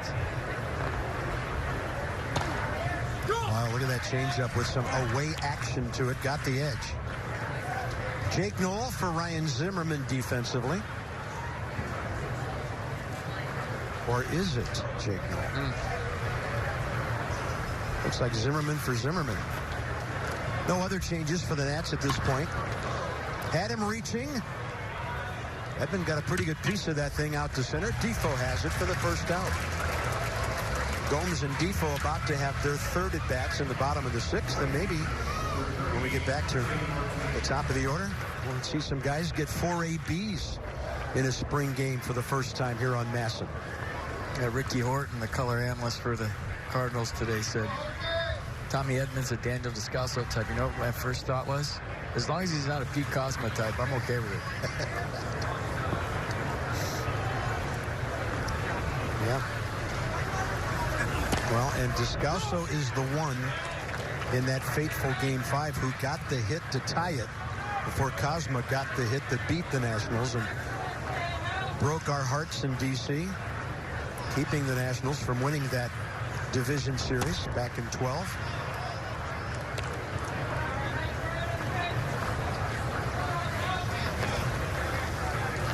Jose Martinez, RBI single to right and a fly ball to right.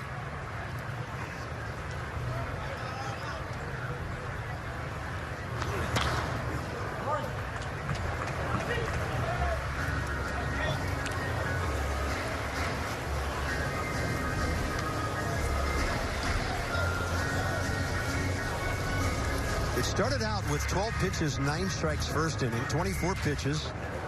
I'm sorry. Yeah. And then 24 and 18 after 2 innings. Max has had a great ratio all day long. Martinez is huffing and puffing like he should have hit that ball. He's going to fight one off and pull a base hit to left. He thought he should have handled the last one, and he handled that one. And Max is not happy, and he wasn't happy with the way Martinez was upset with himself for not hitting the pitch before that. This time Martinez wins the battle. Change up.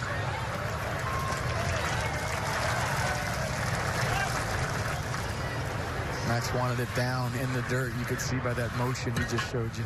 Here's Max Schrock, the second baseman, 0 for 2.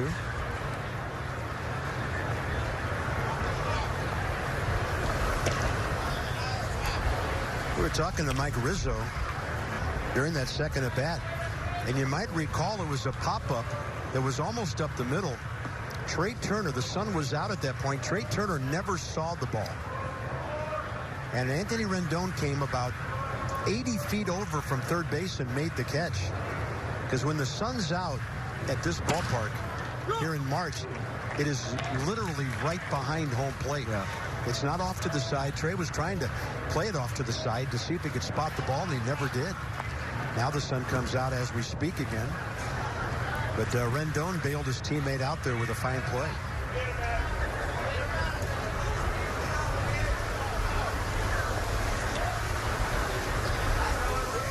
Just a subtle movement inside by Gomes there. And the pitch well inside, 2-1.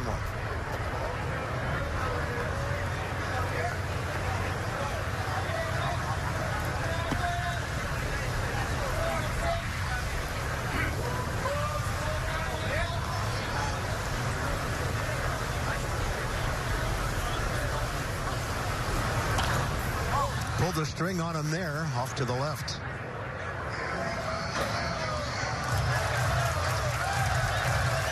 All right, buy some spring training tickets right now. Come down to the Palm Beaches. National spring training tickets are on sale. Visit nationals.com/spring.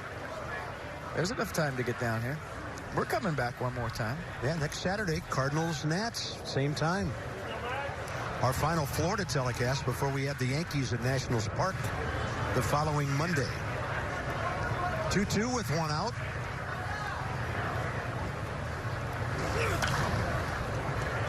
You could hear the Scherzer grunt on the high-riding fastball. How about you? You ready? You got your see you later locked in? Well, thanks to the way this team's been hitting, we've used it a number of times here in spring training. I think you're ready. Yeah. I'm like lunch meat. I'm always ready. Just don't spoil it. Charlie Spoonhour told me that about one of his kids off the bench one day.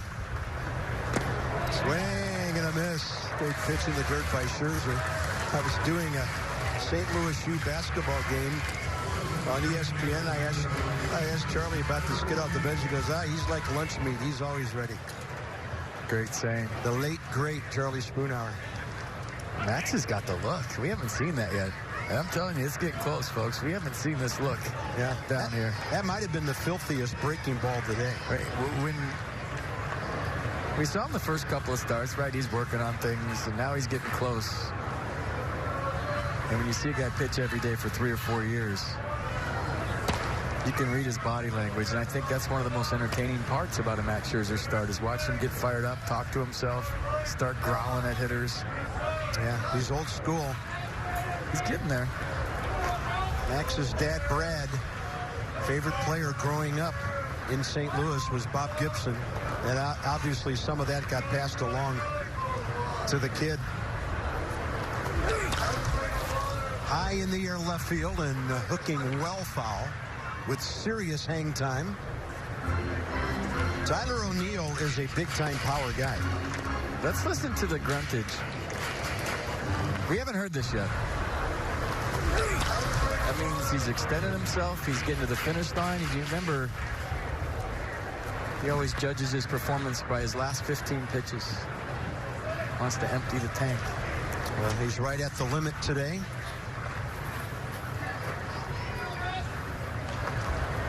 .85 coming.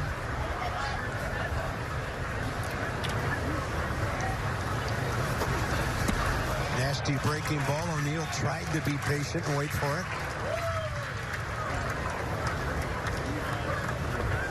Short again.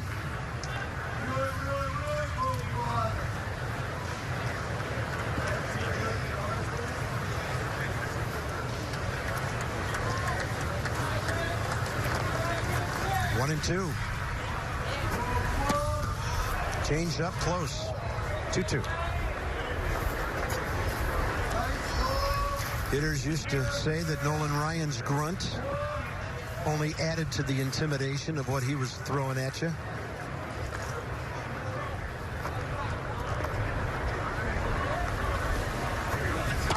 Swing and a miss. Number 9 on the day. All right. Quite an outing by Max Scherzer. Just over 85 pitches, right on schedule and nasty as usual.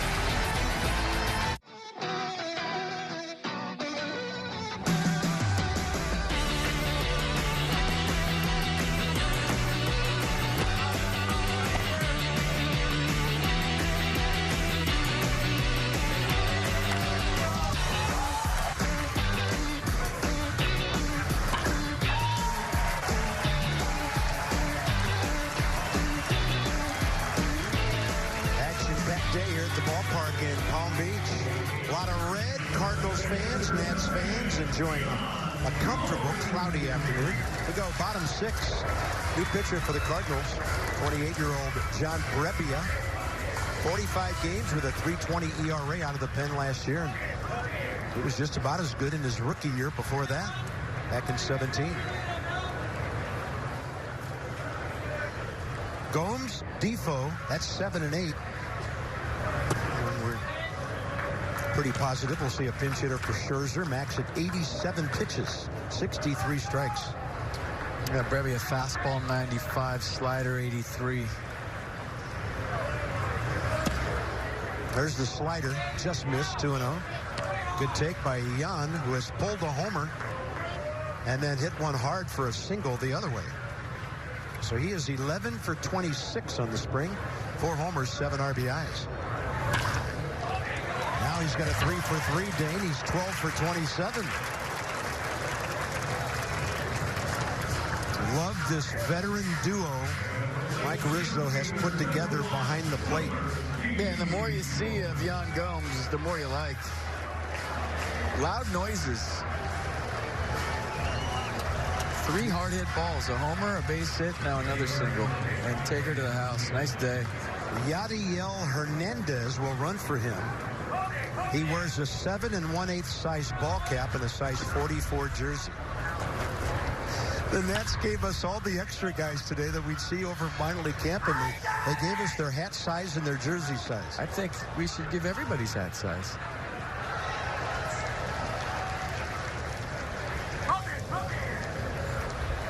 Well, we heard that one year Yogi Berra came to Yankees camp. Who gave this to you? I don't know. It just showed up on my desk here. That sucks. But Yogi reported to camp one year, and the clubhouse guy said, "Yog, what size ball cap do you need?" He goes, "I don't know. I'm not in shape yet."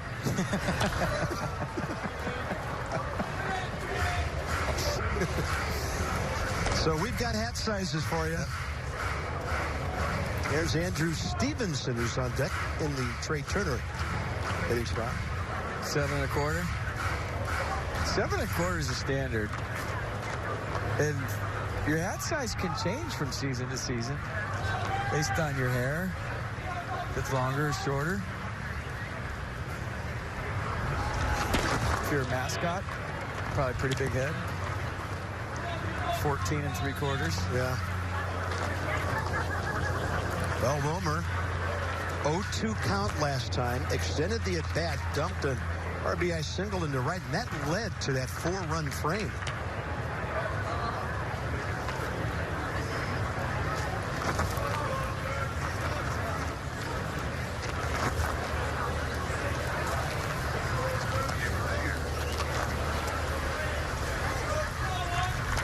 Yadier Hernandez is scheduled to play right field for Adam Eaton.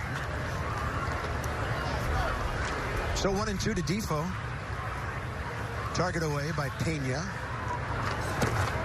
Fastball up by Brebbia. 2 balls, 2 strikes. What's your hat size? I've got a big coconut. It's like 7 3/8. Oh. Hey, it's a lot of brains in there. There is.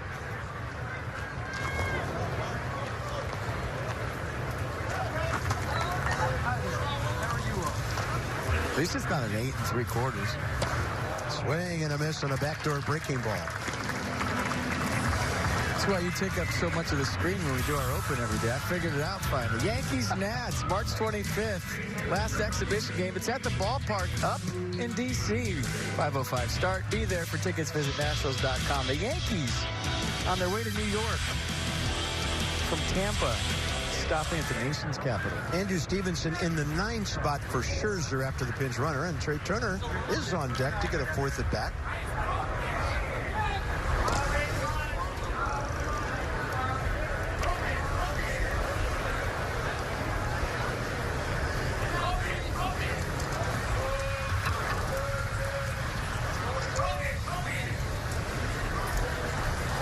Andrew 8 for 37, 4 RBIs this spring.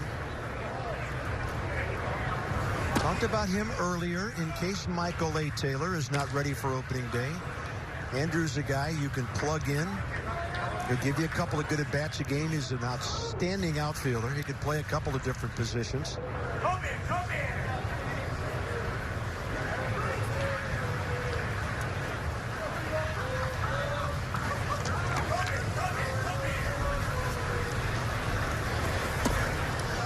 Yeah, do the Nats go outside the organization and get help, or are they confident that Andrew can be their 4th outfielder?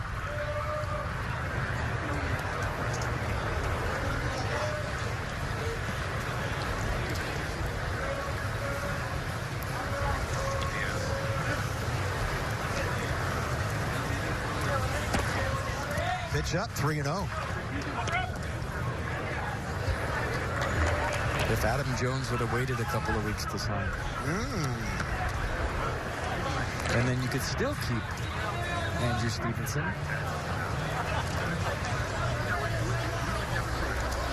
I was shocked to hear of how few teams were even interested in Adam Jones. Yeah, I'm with you. Obviously, the asking price and the projected WAR and his value. And I think, when you talk about analytics now, one of the most valuable tools for organizations is you can predict the future with all of the data. In the old days, you got paid for your past performance. Now you get paid on your projected performance. Yeah. When, if there's a one-WAR player out there and he's asking $8 million a year, well, I can pay a kid $550,000 a year and he could be a one-WAR player too. Yeah. So I get it from both sides. 3-1 after Stevenson hacked on 3-0 here. Hernandez running, that's a strike. Thrower is a little bit high, but it's pulled down by Edman, and it's a 2-6 caught stealing for the second out here in the 6th. Yeah, that's a 3-1 pitch where I'm sure the skipper's saying, okay, put it in play if it's a strike. You see the look back right there, and Andrew Stevenson took a strike. So that wasn't a straight steal. It was more of a run and hit based on the count. And you're expecting the batter to put the ball in play right there. Base is empty, 2 outs. Payoff pitch to Stevenson. Not yet.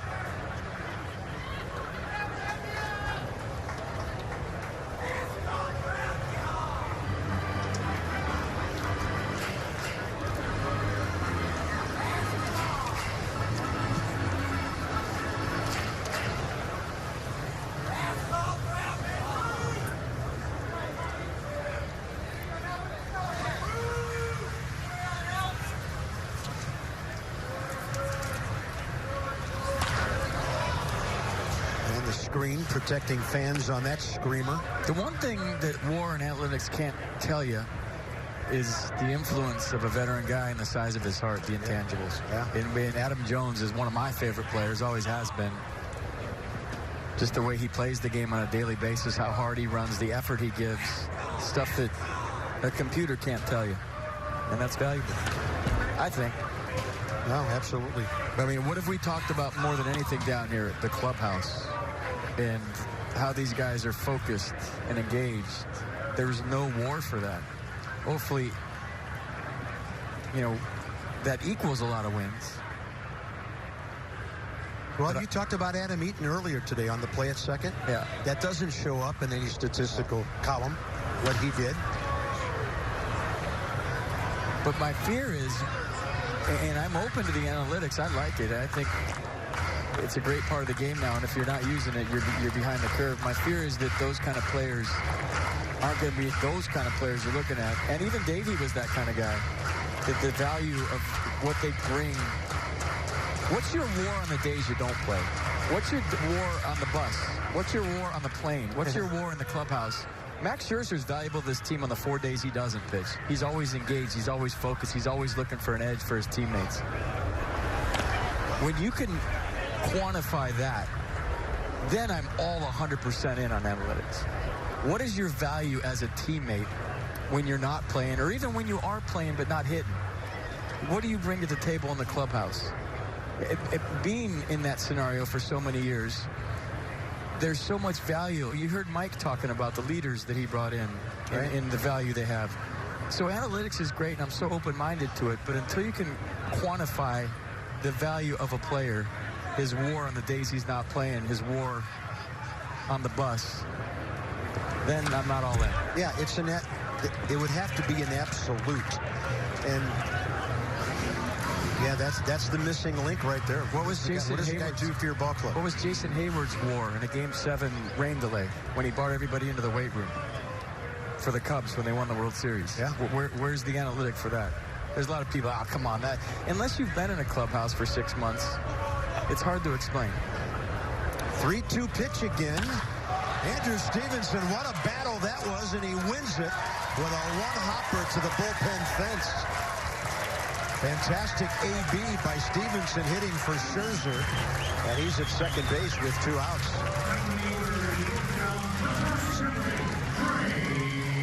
Yeah, a lot like Adam Eaton's at bat in the 3rd inning when he fouled off a bunch of pitches and lined one to left. This time, an 11-pitch beauty for a 2-out double. Yeah, it was adventurous. He swung on a 3-0 pitch, hit a foul ball, took a 3-1 pitch when a runner got caught stealing, and he battled and jacks a 2-out double. Here's Trey Turner, who's 2 for 3. Fastball by Brebbia right in there.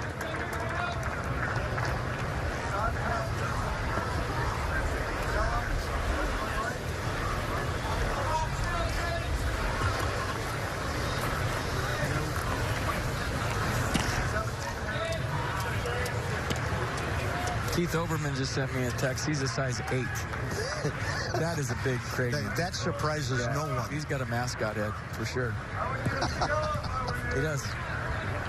But he's smart, so, you know, at times.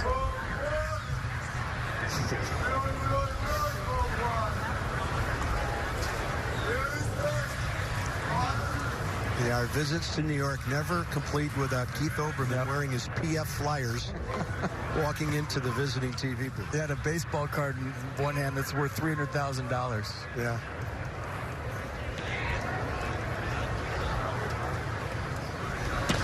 Breaking ball hanging a bit. Turner couldn't pull the trigger. 1-2.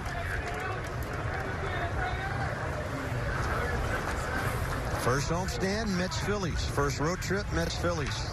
Oh, bring it on. Both of those bring it on. I think Bryce is okay after he got smoked in the ankle yesterday. That's what I'm seeing on Twitter. 96-mile-an-hour fastball off the ankle bone. I did learn that stress fractures only show up when they start to heal. That initially they won't show up in an x-ray, but once they start to calcify, that's when you notice there actually is a stress fracture. So that's what Jason Worth. Great take by Trey Turner. Rebbia almost took a step toward his dugout. The count's 2-2. 5-1 Nats, bottom of the sixth. They've out hit the Cardinals 10-4. Max Scherzer, 6 outstanding innings.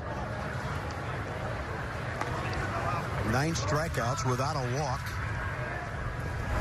2-2, and Trey lays off another. Started his hands, able to pull him back. Good take.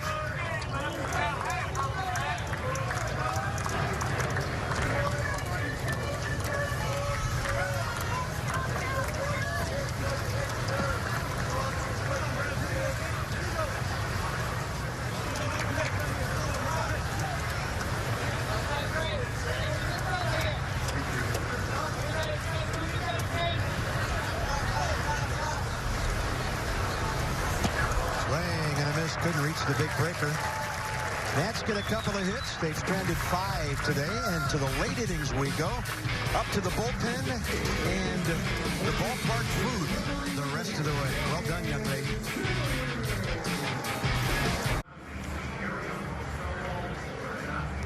All right, Max Scherzer with a beautiful day here. I mean, you talk about 8 days till opening day and being ready and locked it in. We talked about it when we were on camera today. We're going to show you the 6th inning and how he finished his start. And you can just see the look. There was opening day focus. There wasn't before, but gee, hey, the great ones turn it up a notch. You got a standing ovation by the big crowd here coming off. So all in all, 9 strikeouts today. No walks, just 1 run on 4 hits. And a well-deserved ovation. Max is ready, folks. Kyle Bearclaw for the Nats. Against Pena to start things off here. 7th appearance. 12 days till opening day. Yeah, only 3 hits. Wishful thinking. I'm ready. I'm ready to do games that count. It's a tough little strategy. Wins and losses on the back of my shirt that I get on opening day.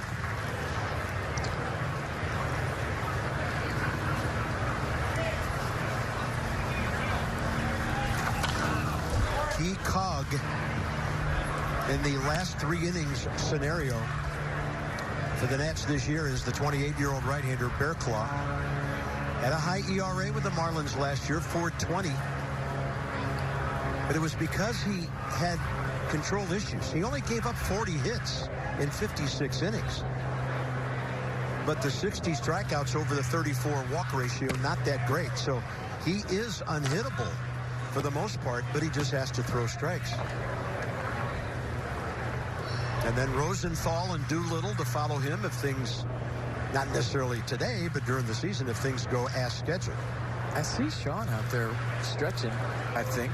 And I think I see Trevor Rosenthal stretching. So they might just play this like, hey, Max to Bearclaw to Rosenthal to Doolittle. Why not? Yeah. Got your starting lineup for opening day pretty much out there. Max Scherzer just got done. This is how you draw it up if you're Davey Martinez, right? Yeah.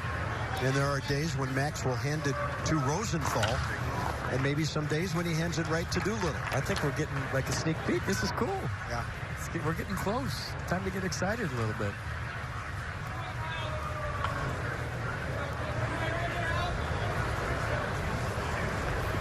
Yeah, you got to get in a rhythm out there, too. So I like this.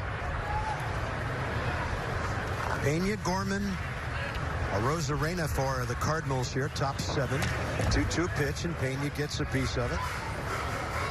So defensively, Hunter Jones, Andrew Stevenson, Yadiel Hernandez in the outfield, Carter Keyboom, Chris Dominguez left side, Adrian Sanchez, Jake Knoll right side, Pedro Severino behind the plate.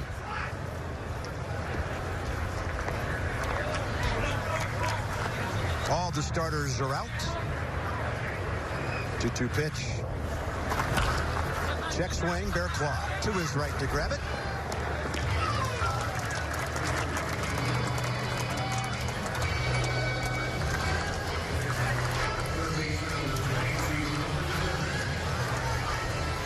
All right, Net Spring Training Baseball is always live with MLB At-Bat. Follow the action through game day, watch video highlights, and track stats, standings, and breaking news. Download MLB At-Bat now. It's your #1 Nationals app. Cloudy skies all day here. Well, weather's terrible. I know, it's 77 degrees. The wind's not blowing very hard. People are like, oh, what a lousy day. Terrible. Kidding me? It was 70 the other day in D.C., I saw. Yeah. That's okay. Nolan Gorman, the hitter, pair of strikeouts. Scherzer carved him up a couple of times on breaking balls in the dirt. 54 right now at home. It's all right. Sunny. I'll take that. I'll take that opening day. 54 and sunny. That'd be perfect. 62 on Friday, I'm seeing.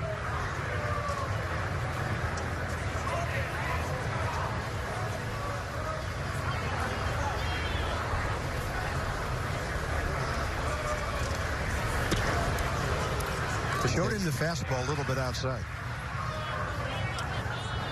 You could have went Euchre there if you wanted to. Just.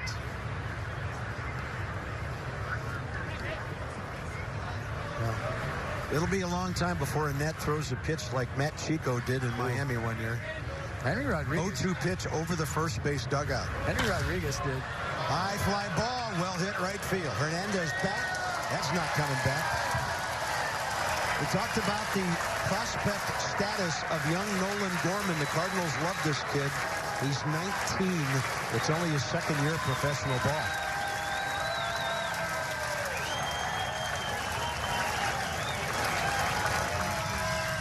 Impressive swing by the 19-year-old. Leg kick slow and early.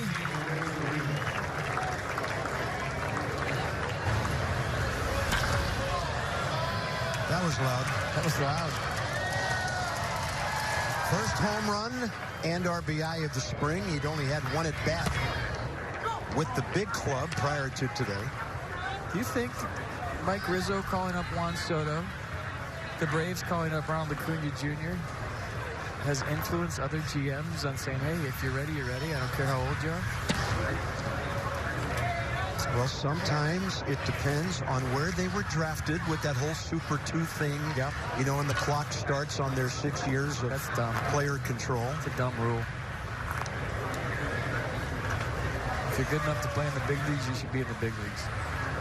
You know, Bryce wasn't on an opening day roster, but 1 month into the 2012 season, there he was. So it varies from player to player. Carter Keyboom, he'll be in the big league soon.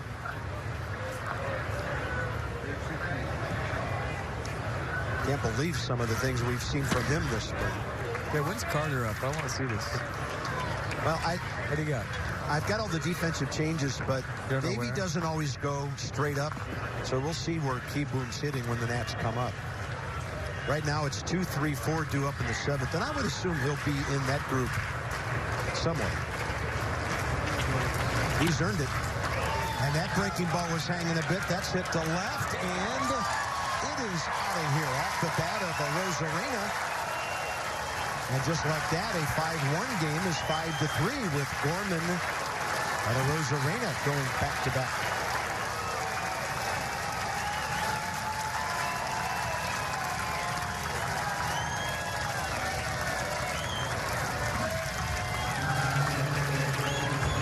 Yeah, normally you say, well, it's spring training, but, you know, we talked about Max's focus and dial it up a notch, and then, you know, the skipper wants to see, hey, 7, 8, 9, what do you got? This is how my bullpen's designed. It hasn't gone well so far.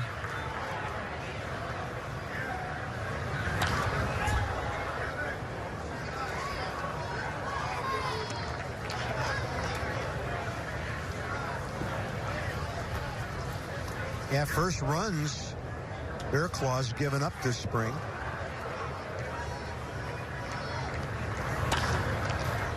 They're up there hacking. Mendoza strikeout. Bloop single to center.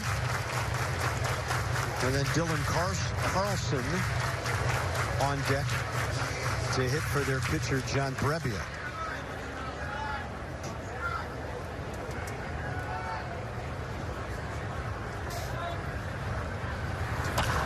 Jammed it. Good pitch.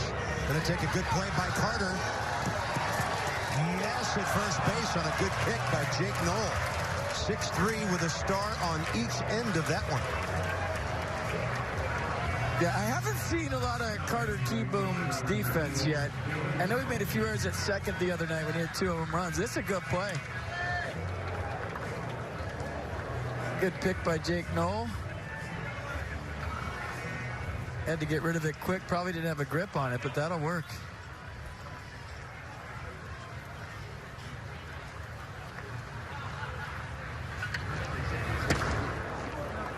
Left-handed batting Dylan Carlson, the hitter.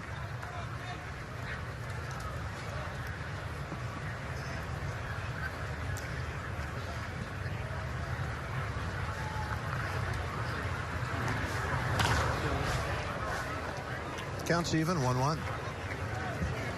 Nationals tomorrow will be here against the Mets. We will next televise next Saturday when again it's St. Louis and Washington. That'll be our 6th and final game from here before we've got Yankees Nats at Nationals Park on Monday, a week from Monday.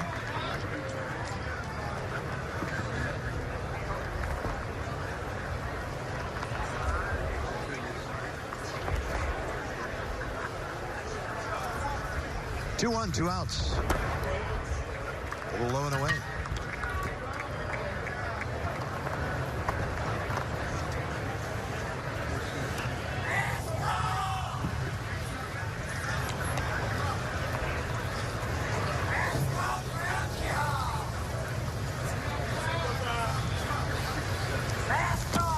Walked him.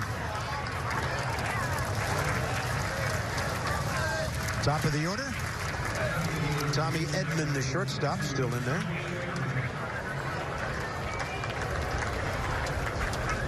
So Davey Martinez is going to make a change here.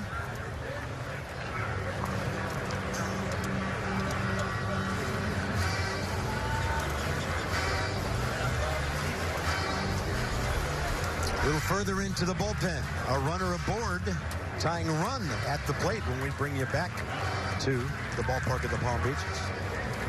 Copyrighted telecast is presented by authority of the Washington Nationals and may not be reproduced or retransmitted in any form, and the accounts and descriptions of this game may not be disseminated without the express written consent of the Washington Nationals. You can watch the ball game from anywhere around the concourse here, even when you're in line for some refreshments. And here's left-hander Vidal Nuno, signed as a free agent by the Nats February the 12th. 31 years of age, 7th appearance, 2 earned runs, 6 hits, and 4 1/3 so far. Broken bat, Keyboom out to grab it. 7th inning over, just like that. Time to stretch at the ballpark of the Palm Beaches. Now it's a 5-3 game. Oh, father-daughter on the knoll. Trey Turner fan watching a ball game, but opening day's right around the corner. We'll check you out at Nats Park. You won't want to miss the first weekend either. Nats on Saturday, March 30th, Sunday, March 31st. Tickets are available. Get yours today at nationals.com. Dominic Leon, 27 years of age, the next St. Louis pitcher. 6th appearance of the spring, no runs, 4 hits in 5 innings. Carter Keyboom, as expected, batting around the top of the order here.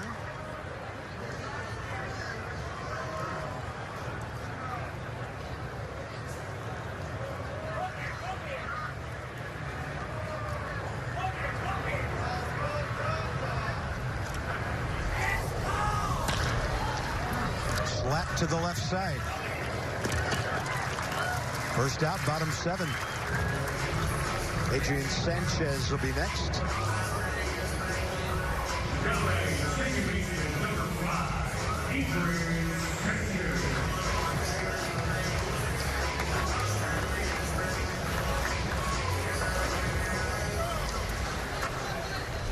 And Pedro Severino will follow him here in the 7th.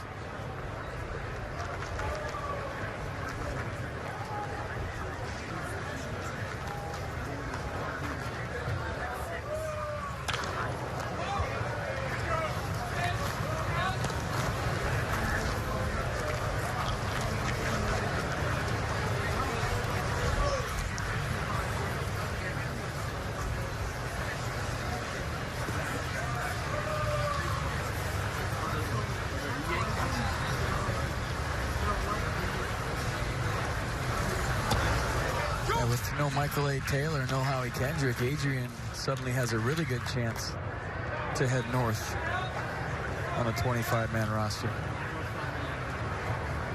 Yes, he does. And might have anyways, but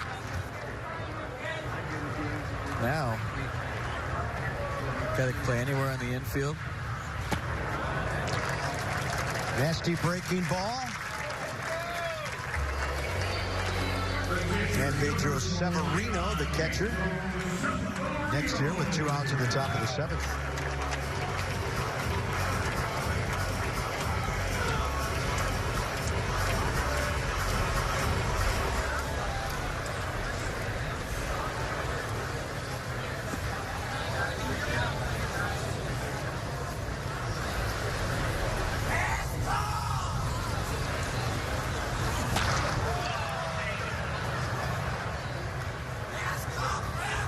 That's a far broken bat hit, even though it was foul. The least amount of wind I've ever seen at this ballpark. We come down here every year, and it's towering. Yeah. From right to left as a rule. Space Coast was worse. It's just spring in Florida.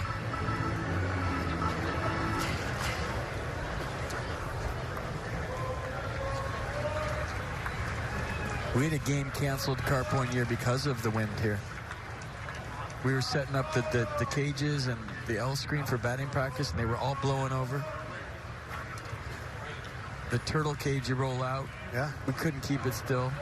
And then finally, about noon, they canceled the Major League game at 1 o'clock because the winds were too high. Where was the ballpark here in West Palm when you guys shared that with the Braves? Right off Palm Beach Lakes. There's a Home Depot now where the park used to be. It's Hank Aaron Drive still, though. We used to share it with the Braves. So you go down Palm Beach Lakes, east toward the water, and like the second right is Hank Aaron Drive. Okay. Hang a right, and there's no ballpark there.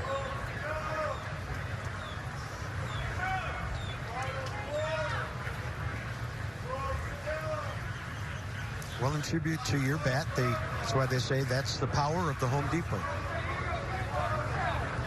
0-2. Fastball away. It's sad, though. I mean, all these years, you go to a ballpark, it's not there. This one's beautiful, but you talk about how you never see the Astros here, Cart. Back in the day, you would run into John Spoltz in the parking lot, and you knew Chipper Jones, and both teams hung out after the game together because you were sharing a complex with the Braves, but you're right on top of each other. Here, you never see an Astro unless the Nats are playing. This place is so humongous, you don't see the other team. They're way over there. The Nats are way over there. 1 ball, 2 strikes. Up the middle, ball hits the side of the mound, cut off by the shortstop. Off the glove of Mendoza over at first.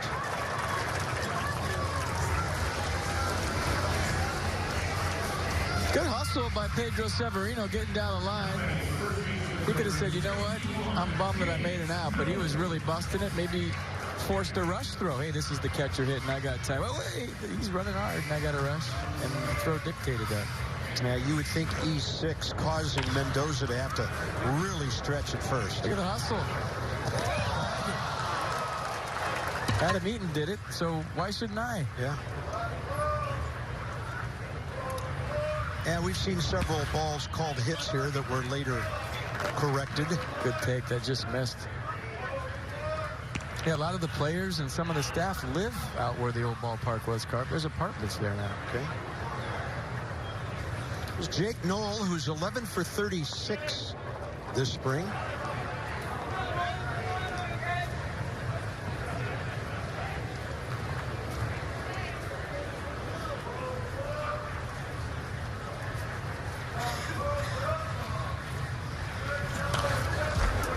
Ball headed right at us, and the screen got it. I was texting. I'm glad the screen got it. I think it's smoked.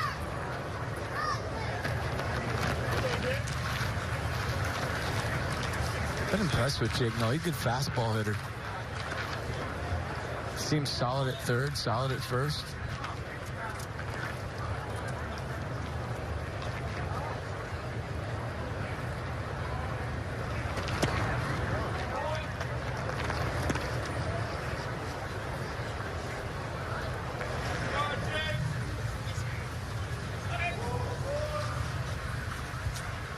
Florida guy.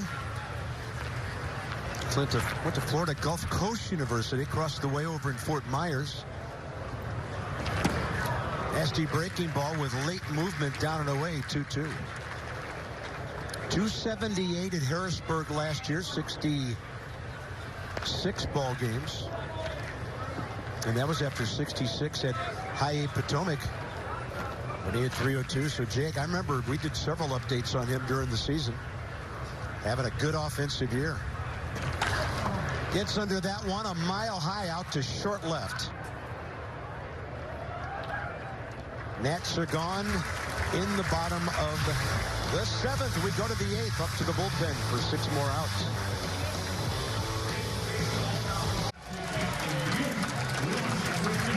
.511-0 Nets, 3-6-0 Cards. 2-3-4 for St. Louis against the former Cardinal, he of 121 career saves, Trevor Rosenthal. 5 2/3 this spring, 2 earned runs, 4 hits.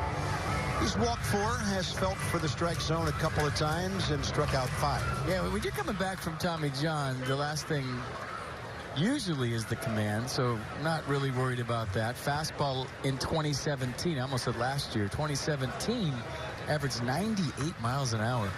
It was 97 right out of bed. Scott Hurst, the hitter.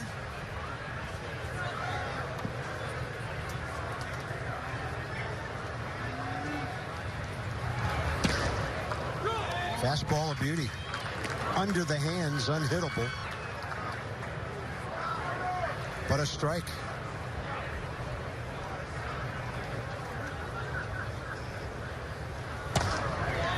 .99. All right. Yeah. What you said. Got a little buzz from the crowd.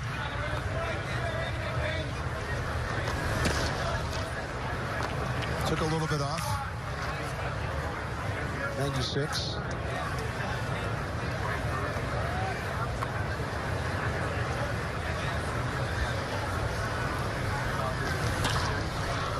And a fly ball to center. Andrew Stevenson broke back a couple of steps in, 1 out. The new look Nats. 2 veteran catchers to the mix. Matt Adams, who was with both the Nats and the Cardinals last year. Brian Dozier over from the Dodgers after his productive times in Minnesota. Corbin for the rotation. Barraclaw Rosenthal for the bullpen. Anibal Sanchez. And then Tony Sipp just the other day. Diving Carter Kieboom couldn't get it. Max Schrock has a base hit. He's 1 for 4 today. Next up, the power of Tyler O'Neill. At 30. Yeah, we just throw that graphic up there. Just, oh, let's show you the new names. But it's so much more than that. It's an ownership group and a front office that's trying. So many teams that did nothing this year. There's so many guys that were sitting at home or still sitting at home. And what's not to like about what the Lerner family and Mike Rizzo did this offseason? Going out and getting not just good players, all-star players. Trying to get the team better. 82 wins last year.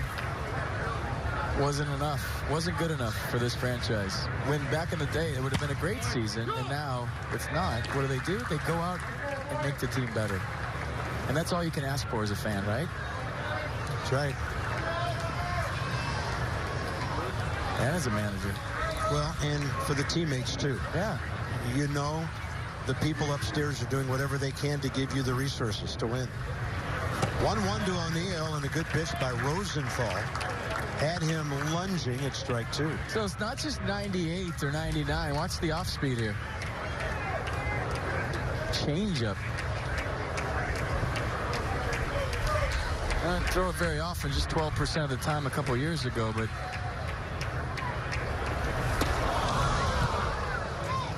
that was close. Down to second goes Schrock on a wild pitch. I'm being told 101. That would have definitely left a mark.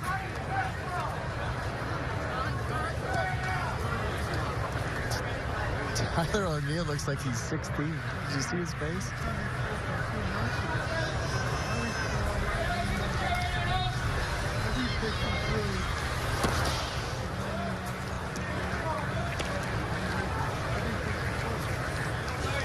Got some pop in his bat. 4 home runs this spring.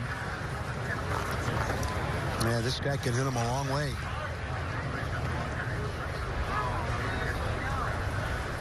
Nine and 23 in 61 big league games last season. And Rosenthal lost him. 2 on, 1 out. 7th and 8th inning guys scuffling today. Got to bring in Jairo Munoz.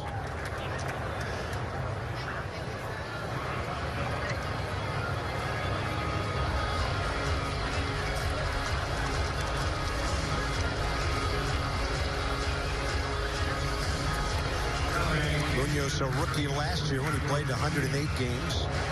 Hit 8 homers, drove in 42. Hitting for Jeremy Martinez, their second catcher here. And the youngster Nolan Gorman on deck, who hit the long home run against Bear Claw last inning. Fastball crackles in at 99 for a strike.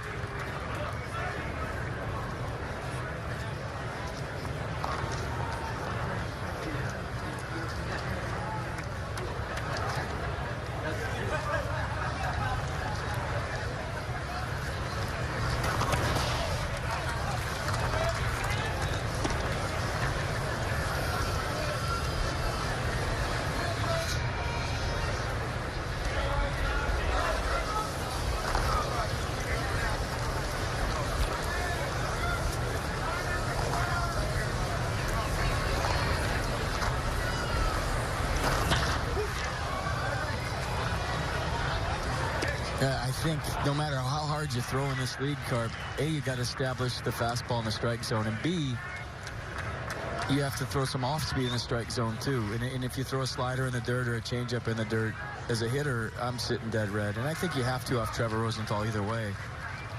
But if you make me even think about a slider for a strike or a changeup anytime in the count, it makes 99 even harder.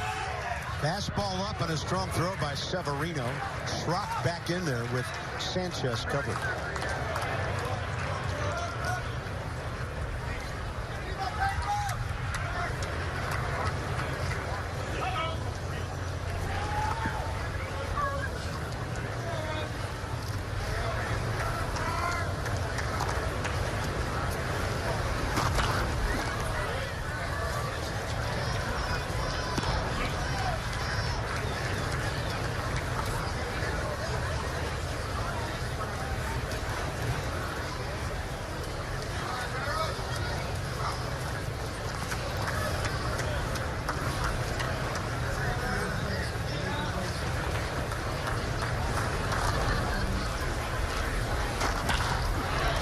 Hanging a bit and in from left field. Hunter Jones to make that grab. 2 down. Well played.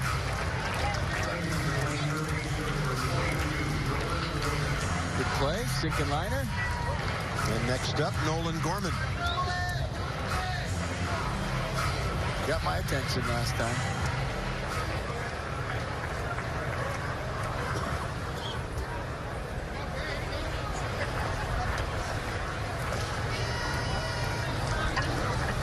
Born on May 10th, 2000. 19th overall player taken in the June draft last year.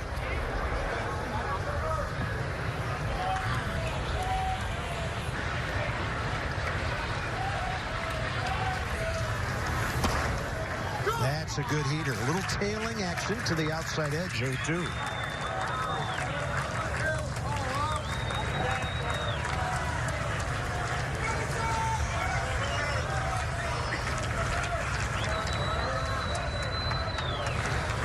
Severino stays out there, and that's where Rosenthal delivers. 102, Cart. 102. He wouldn't even get pulled over for speeding on I-95 in this town.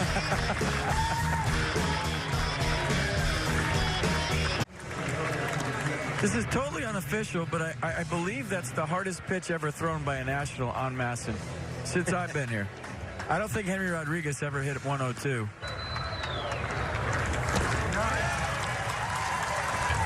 That was a 102-mile-an-hour punch-out. That was impressive. Down in the zone. I don't think Felipe, I forget his new name, but I don't think Felipe ever threw one 102 miles an hour, did he? Maybe. That's my only other one that I think may have. I don't remember 102. Hey, what's Felipe's new name? Getting totally drawing a blank on it right now. Sorry. I'm sorry. The artist formerly known as Felipe? Yeah, it's Felipe Vasquez. Felipe Vasquez. There you go. So I got it. Most people are unhappy about their first names as opposed to their last names, but this is Hunter Cervenka, former Marlin. Pitched a bit for the Braves back in 16. Hasn't pitched in the big leagues since Miami 2 years ago, only 5 ball games. 29 years of age, originally drafted by the Red Sox. Hunter Jones, the hitter. Hunter versus Hunter, that happens a lot. Yeah. Right. Oops. Off the glove of Nolan Gorman. Now that's a hit. Everybody will want to get a bat and a helmet on. Got to be an E5 to start off the 8th inning.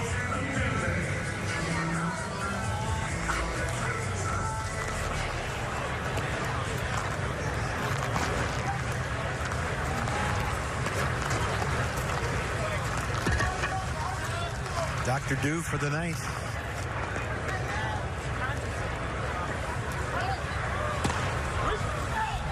Well, he almost hit the pitcher in the back of the neck with that throw. Came off the bag. Did Jones, and he's punched out.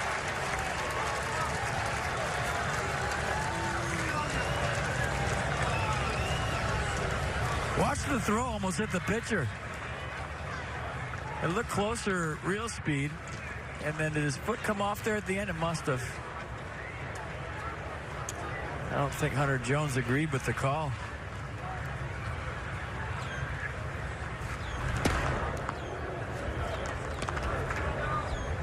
Did the foot hold the base? He stole it. Oh, yeah. He was off. Yadiel Hernandez, pinch ran for Yan Gomes 2 innings ago. What a day for Yan with a towering home run to left and then 2 base hits. One to right, one to left center. Really used the ballpark today. Pitcher spot next, and Chris Dominguez, who's in the game. The pitcher spot is now the leadoff spot for the Nats. You never want to downplay 3 hits with a tater, but the read on the blooper to right. Yeah. Up the bat of Wilmer Defoe by Yan Gomes was the most impressive thing for me.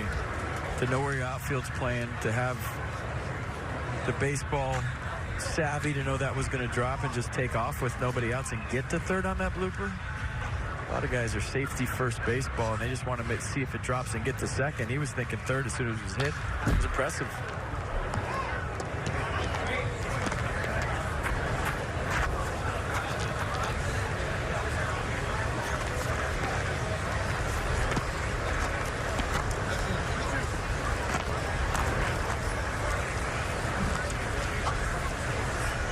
Three-two pitch, 1 out. Fastball inside. Good take by Hernandez. He's aboard.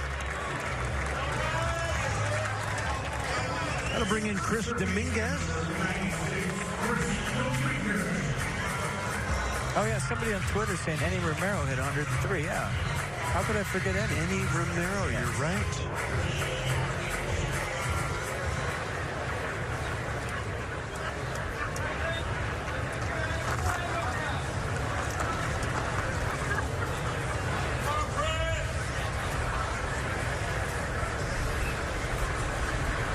Chris Dominguez, 243 at AAA Syracuse last year. Hit 9 homers, 45 RBIs. Saw him a time or two in spring training, 32 years of age.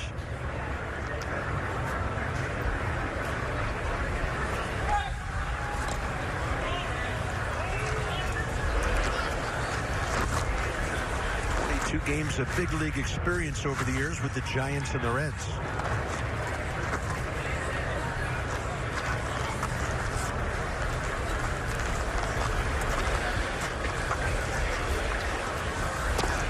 Fastball in there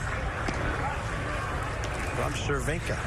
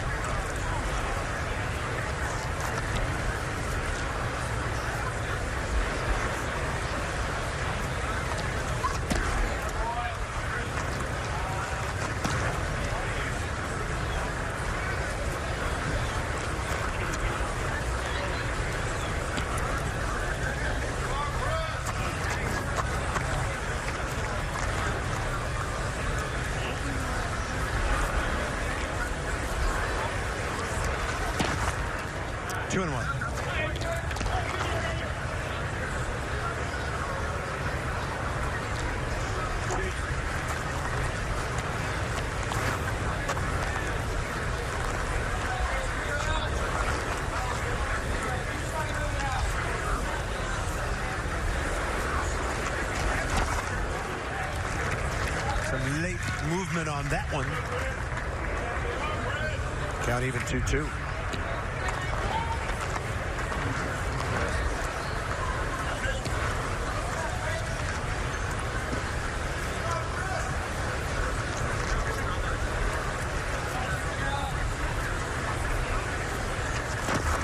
Down and in for the strikeout. Another at bat for Andrew Stevenson, who 2 innings ago doubled, hitting for Max Scherzer.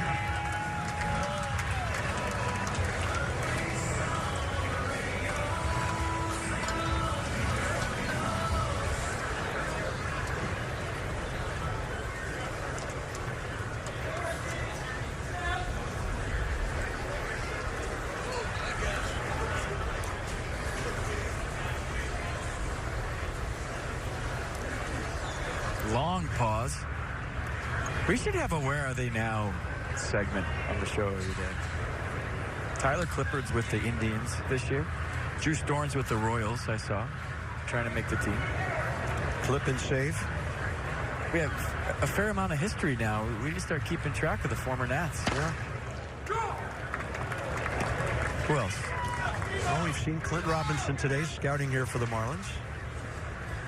Jason Worth is a pilot, flying planes now. He has a pilot's license. He did. Bryce Harper's a Philly. Really? Hadn't heard about that. Who else? Daniel Murphy's a Rocky. Yeah. I tell you, if he's healthy, that man will put up some numbers in that ballpark.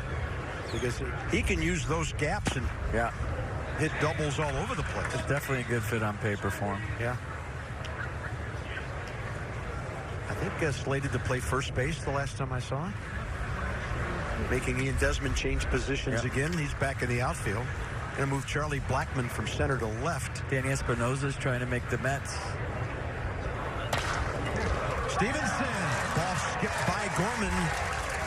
Nolan Gorman knew he couldn't catch on the fly. He tried to pick it, and the ball just squirted by him. So that one holds. Yeah. Stevenson's 2 for 2. Couple good at-bats. Great at bat last time, and this time decides to go the other way. He's testing the young 19-year-old at third. He's had a rough inning. Yeah, hitting for the pitcher now. We'll get Spencer Keyboom here in the 8th. So they gave an error on that one. Come on.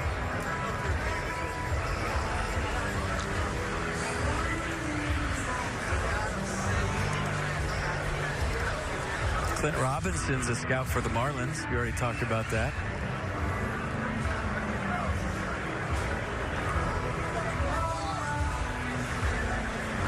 Our buddy Brian Schneider still working with the Fish down there? Not sure. He's been the organization catching instructor for the last couple of years. Alex, yeah, where's Alex Cora? Yeah, he's got a World Series ring. Yes, he does, and he might get another one. So here's Spencer. 5 for 17, a homer, 4 RBIs this spring.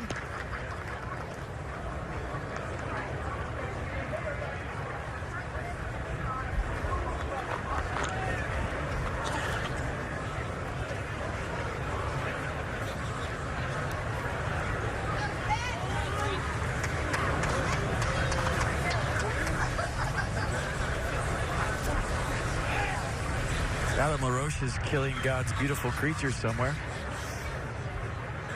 On his wild game preserve that spans the state line between Kansas and Missouri. Then he owns land in both states out there. Then he eats them. Great to see Adam when he came back to the ballpark last year for Faith Day. 0-1 to Spencer. He's going to pull it down to third. To the bag goes Gorman. The Nats are done in the 8th. And if that's it for their offense today, they'll put 5 runs on 11 hits on the board. Doolittle is next.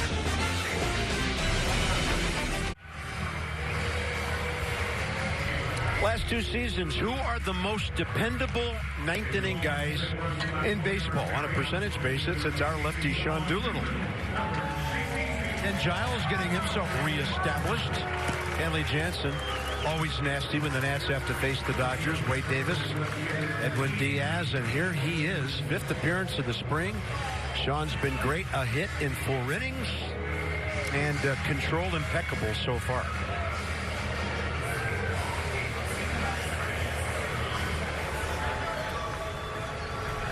Yeah, low fastball early, high fastball late, occasional slider. 25 saves last year in 26 opportunities, thus the high percentage. In his career, 84%. Randy Arozarena leads off for the Cardinals here in the top of the 9th in a 5-3 game. He shows bunt, and that thing came in on him. He's acting like it hit his hand, and that is an anxious moment for a ball player, a trainer, a manager. I thought this was close to being a strike. Mike Schilt on his way now. Did he run into this pitch? Trying to maybe push it to second. Hope he's okay. But I don't think that pitch missed by much. I might be wrong. Let's see again. I mean, that's close to being a strike. Yeah, he was seemingly out over home plate there. I was looking at Pedro Severino's glove. He set up in. His glove didn't move. He's going to take off his gear and go down and join his buddy, first base coach Stubby Clapp. Now, is there a discussion on whether the ball hit him or the bat here? Mike Schilt with Roberto Ortiz. Nah, I think Mike Schilt's deciding whether he wants to pinch run for him or not. Or did he's putting his gear back. He's putting his shin guard back on. They're calling a foul ball? Looks like it. Umpire raised his hands in the foul ball signal, so evidently that is a strike, and it's 0-2. Let's see. He could challenge this in the season. Oh, I hit him right in the knuckle. But if you're in the act of bunting, that's the same as being in the act of swinging, right? Wow. I thought the pitch was a strike, so what do I know? So the count is 0-2.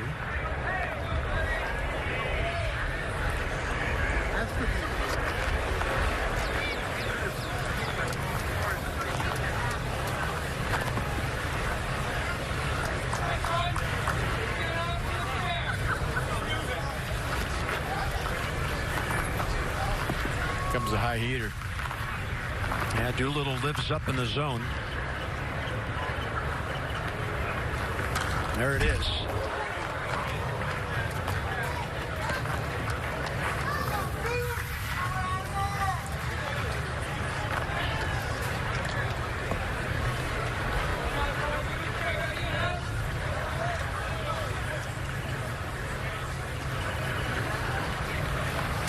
Took a little bit off, and it's a base hit.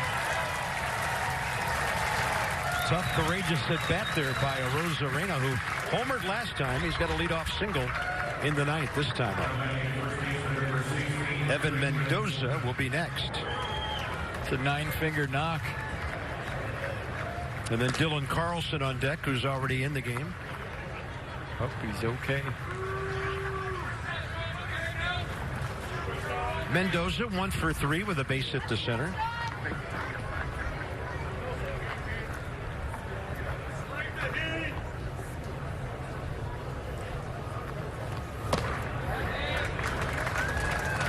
I played with Mario Mendoza in winter ball in Mexico, and he was furious that they named the line after him. Yeah. He said, I was never around a 200 hitter.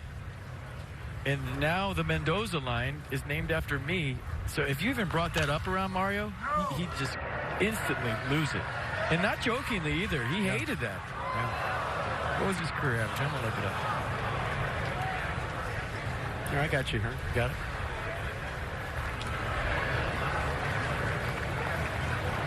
Great shortstop, too, by the way. Never got enough run for the defender that he was.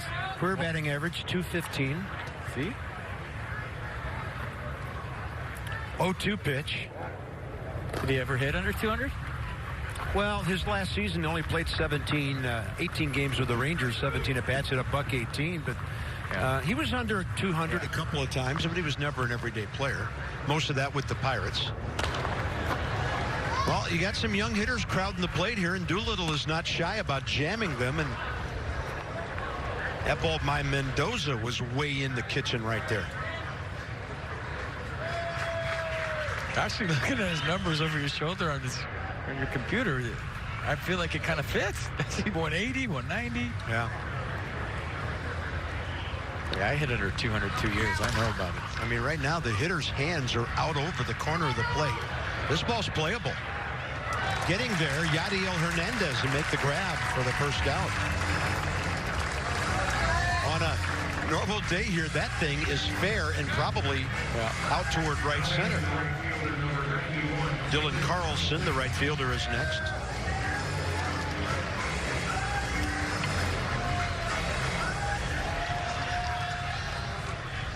He walked, pinch hitting.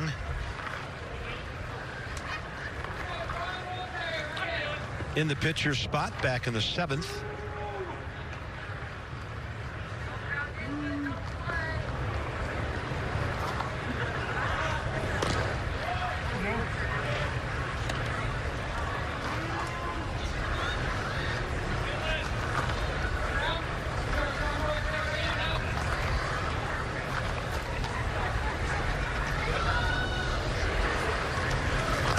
You know, it's spring training, and there's so many things you can't say when Sean Doolittle comes in because you feel like you're jinxing the save. But so it doesn't matter what we say today or what happens. But have you ever been more relaxed up here with a closer that the Nats have had? It's just like he's almost like Sean Burnett in the sense that when he used to come in, it would just be very uneventful. You're not walking the tightrope every night. It's not a Bill and Ted's Excellent Adventure save with Doolittle. He comes in and it's like 1, 2, 3. High strikeout, pop-up, the invisible fastball above the letters. He's just so consistent. It's such a relaxing feeling having him. And these are things we won't say during the season because then, you know, he's going to give it up and it's our fault. But it's just so nice to watch. I think the most underrated closer in baseball. We showed you the percentage. But he just comes in night after night and gets the job done. Well, and the most saves he's ever had in the season was last year with 25. He's not a guy who's been up in the 35 or 40 save category in his career. He was in a bullpen in Oakland, you know, that had some big arms there. Then he came over here, and the Nats had some big arms when he first came over in 17. 1 ball, 2 strikes with an out. And he jams the hitter into a pop-up. Jake Knoll over there. 2 down.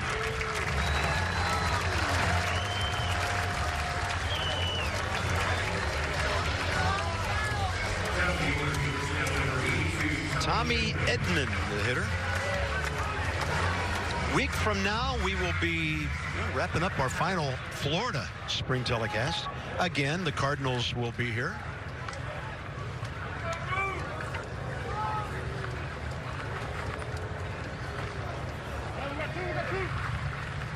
Just thinking there's a day off on Wednesday. So if the rotation holds, we could get Steven Strasburg next Saturday. We've seen Max 3 times. We've seen Anibal Sanchez. We've seen Patrick Corbin. So maybe it's time to see Strauss.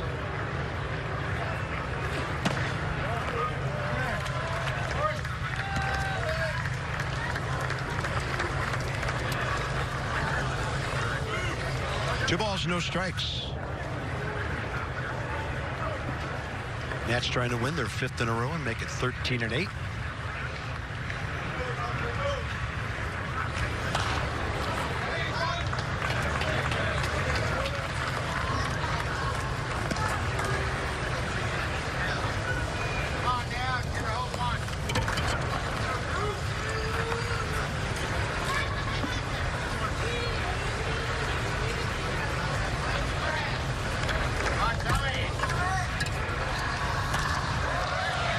To center. Stevenson back. It's in the yard, preserving the Nats lead, but now it's a 5-4 game. Tommy Edman almost got it out of here. And that's why we never talk about it during the season.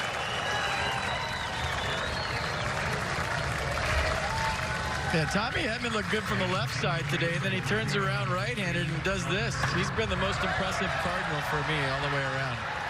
Had a good at-bat against Max to open the game, a triple to lead it off, and now a 2-out double to make this thing a little more interesting. Eleuris Montero will be the hitter. Scott Hurst here in the 9th.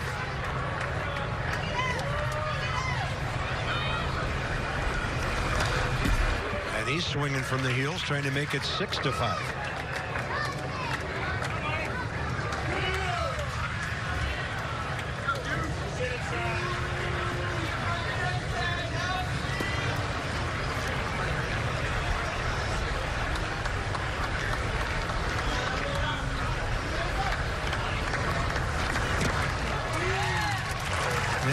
Took a little bit off that time. He left the changeup upstairs, but the difference in velocity got him the foul tip. Here comes a high heater. Yeah, 0-2. Sean doesn't go off speed very much, so that's probably it.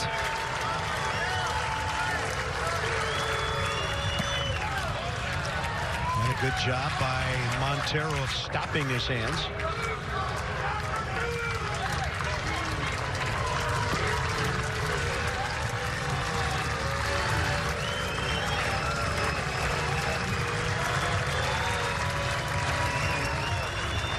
Target in. Up and in, way up. It's a good take.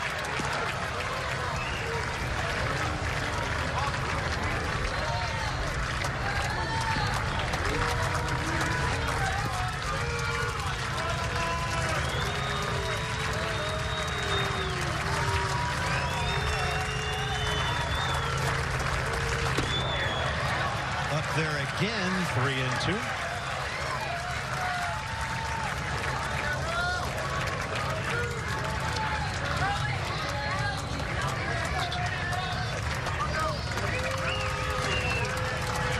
Ball game. Runner at second, 2 outs, top 9.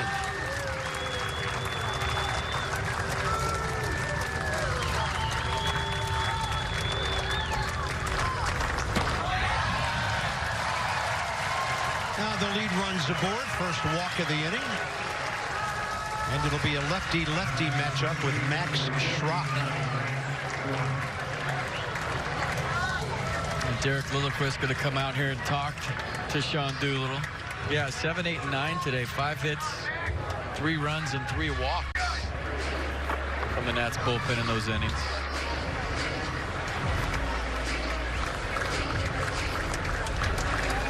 Pinch runner over there, Justin Turner at first base.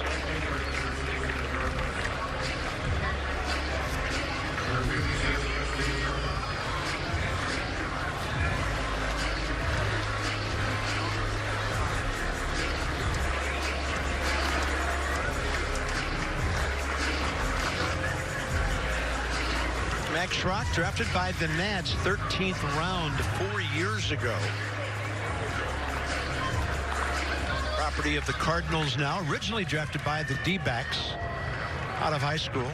Nats out of the University of South Carolina. Hit 249 at AAA Memphis last year. Good idea. Throw a slider, get you back into a rhythm, get your release point where it needs to be, slow things down a little bit.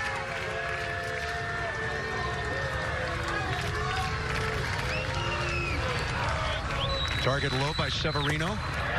Another breaking ball down there.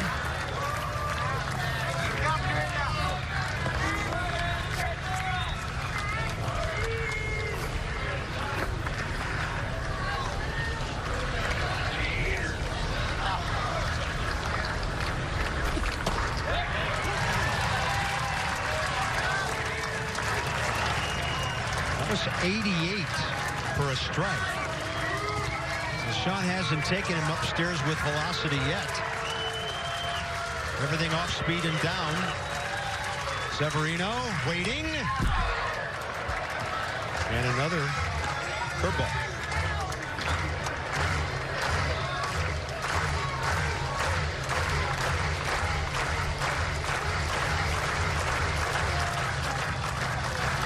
Well, as far as adrenaline goes for a closer, this is as good as it gets in spring.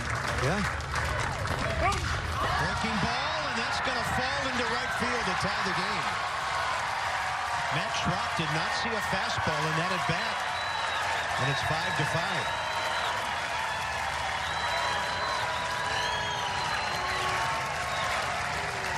Sounded like a busted bat. Yeah, one slider again, and Schrock just stays on it, scoops it off the plate basically, and ties this ball game up. Good at bat. Yeah, the ball doesn't look like it's coming out of Sean Doolittle's hands like we're used to seeing it. You know, usually it's got that 92 with late hop, and it's been between 88 and 91 today, so.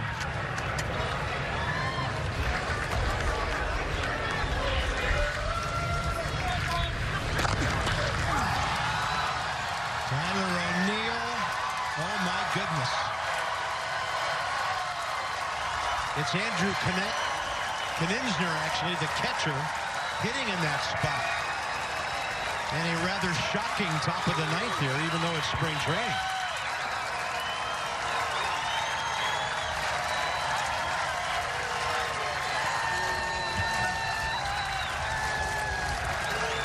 Yeah, fastball down and in.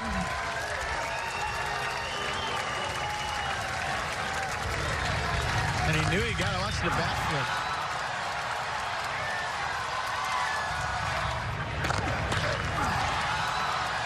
Yeah, you probably have to ask Sean, but it just didn't look like it was popping out of his hands like we're used to seeing it. Sean Doolittle knocked out here with 2 outs in the ninth, and St. Louis has scored 5 times. Well, Sean Doolittle, 2/3 of an inning, 4 hits, a walk, 5 runs, given up a long, long home run, putting St. Louis on top. Irving Lopez will be the hitter against Austin Williams.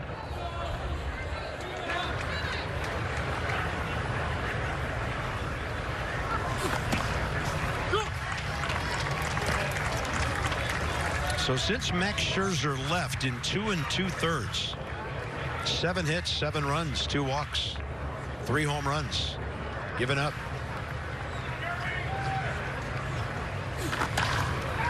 Yeah, not the greatest day for the bullpen. I don't think it's anything to be concerned about.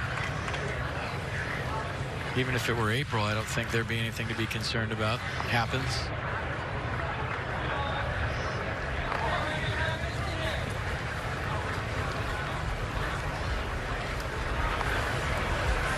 Go to the count.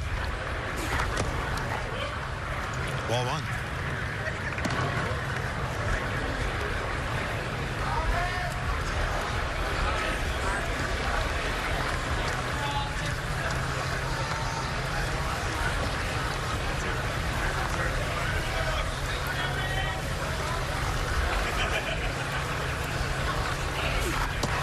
And a backdoor breaking ball for the strikeout. The Nats will have Keyboom, Sanchez, and Severino due up, bottom 9. Well, that's looking pretty good right now. Little cheesesteak action late in the afternoon. And the Nats will come up in the bottom of the 9th with 2-3-4. Down by a count now of 8-5. It was once 5-1. Jake Woodford is the pitcher, 22 years of age. St. Louis first rounder in the June draft 4 years ago. Split time at AA, AAA last year.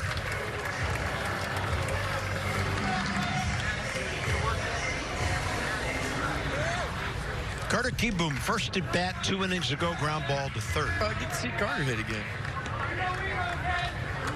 I'm okay with that.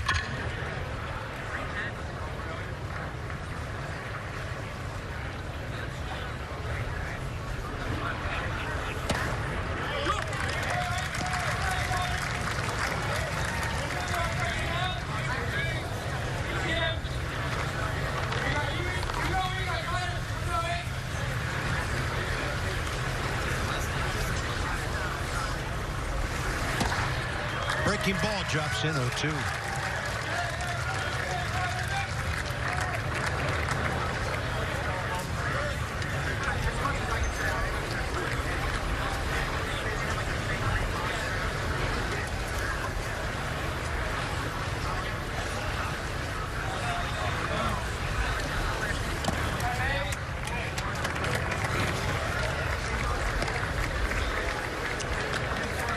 Carter on the spring, 9 for 29, 3 homers, 9 batted in. A couple of those long balls, awesome displays of power. Target in. On the other side of the plate, couldn't get to it, 1 out.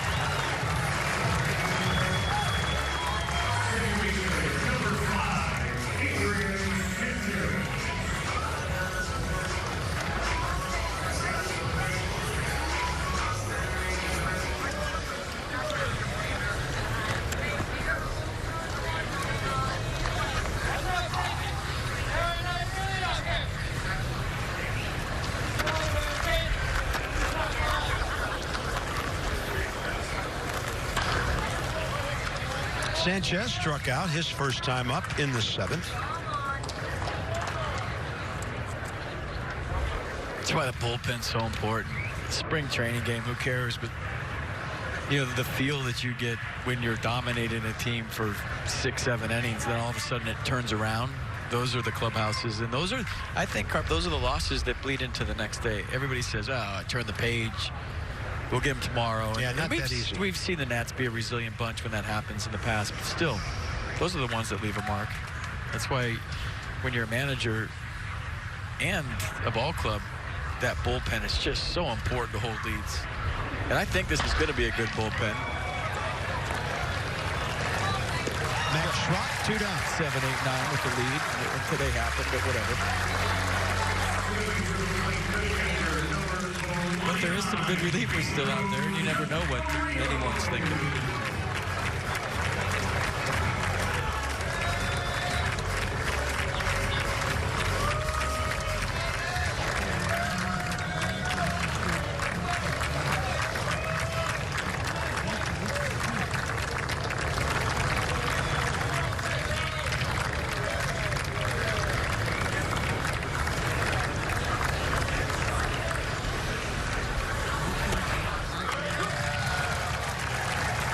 Pedro Severino, base hit first time.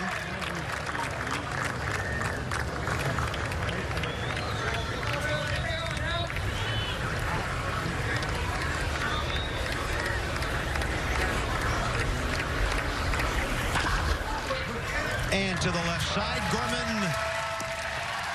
That's a done.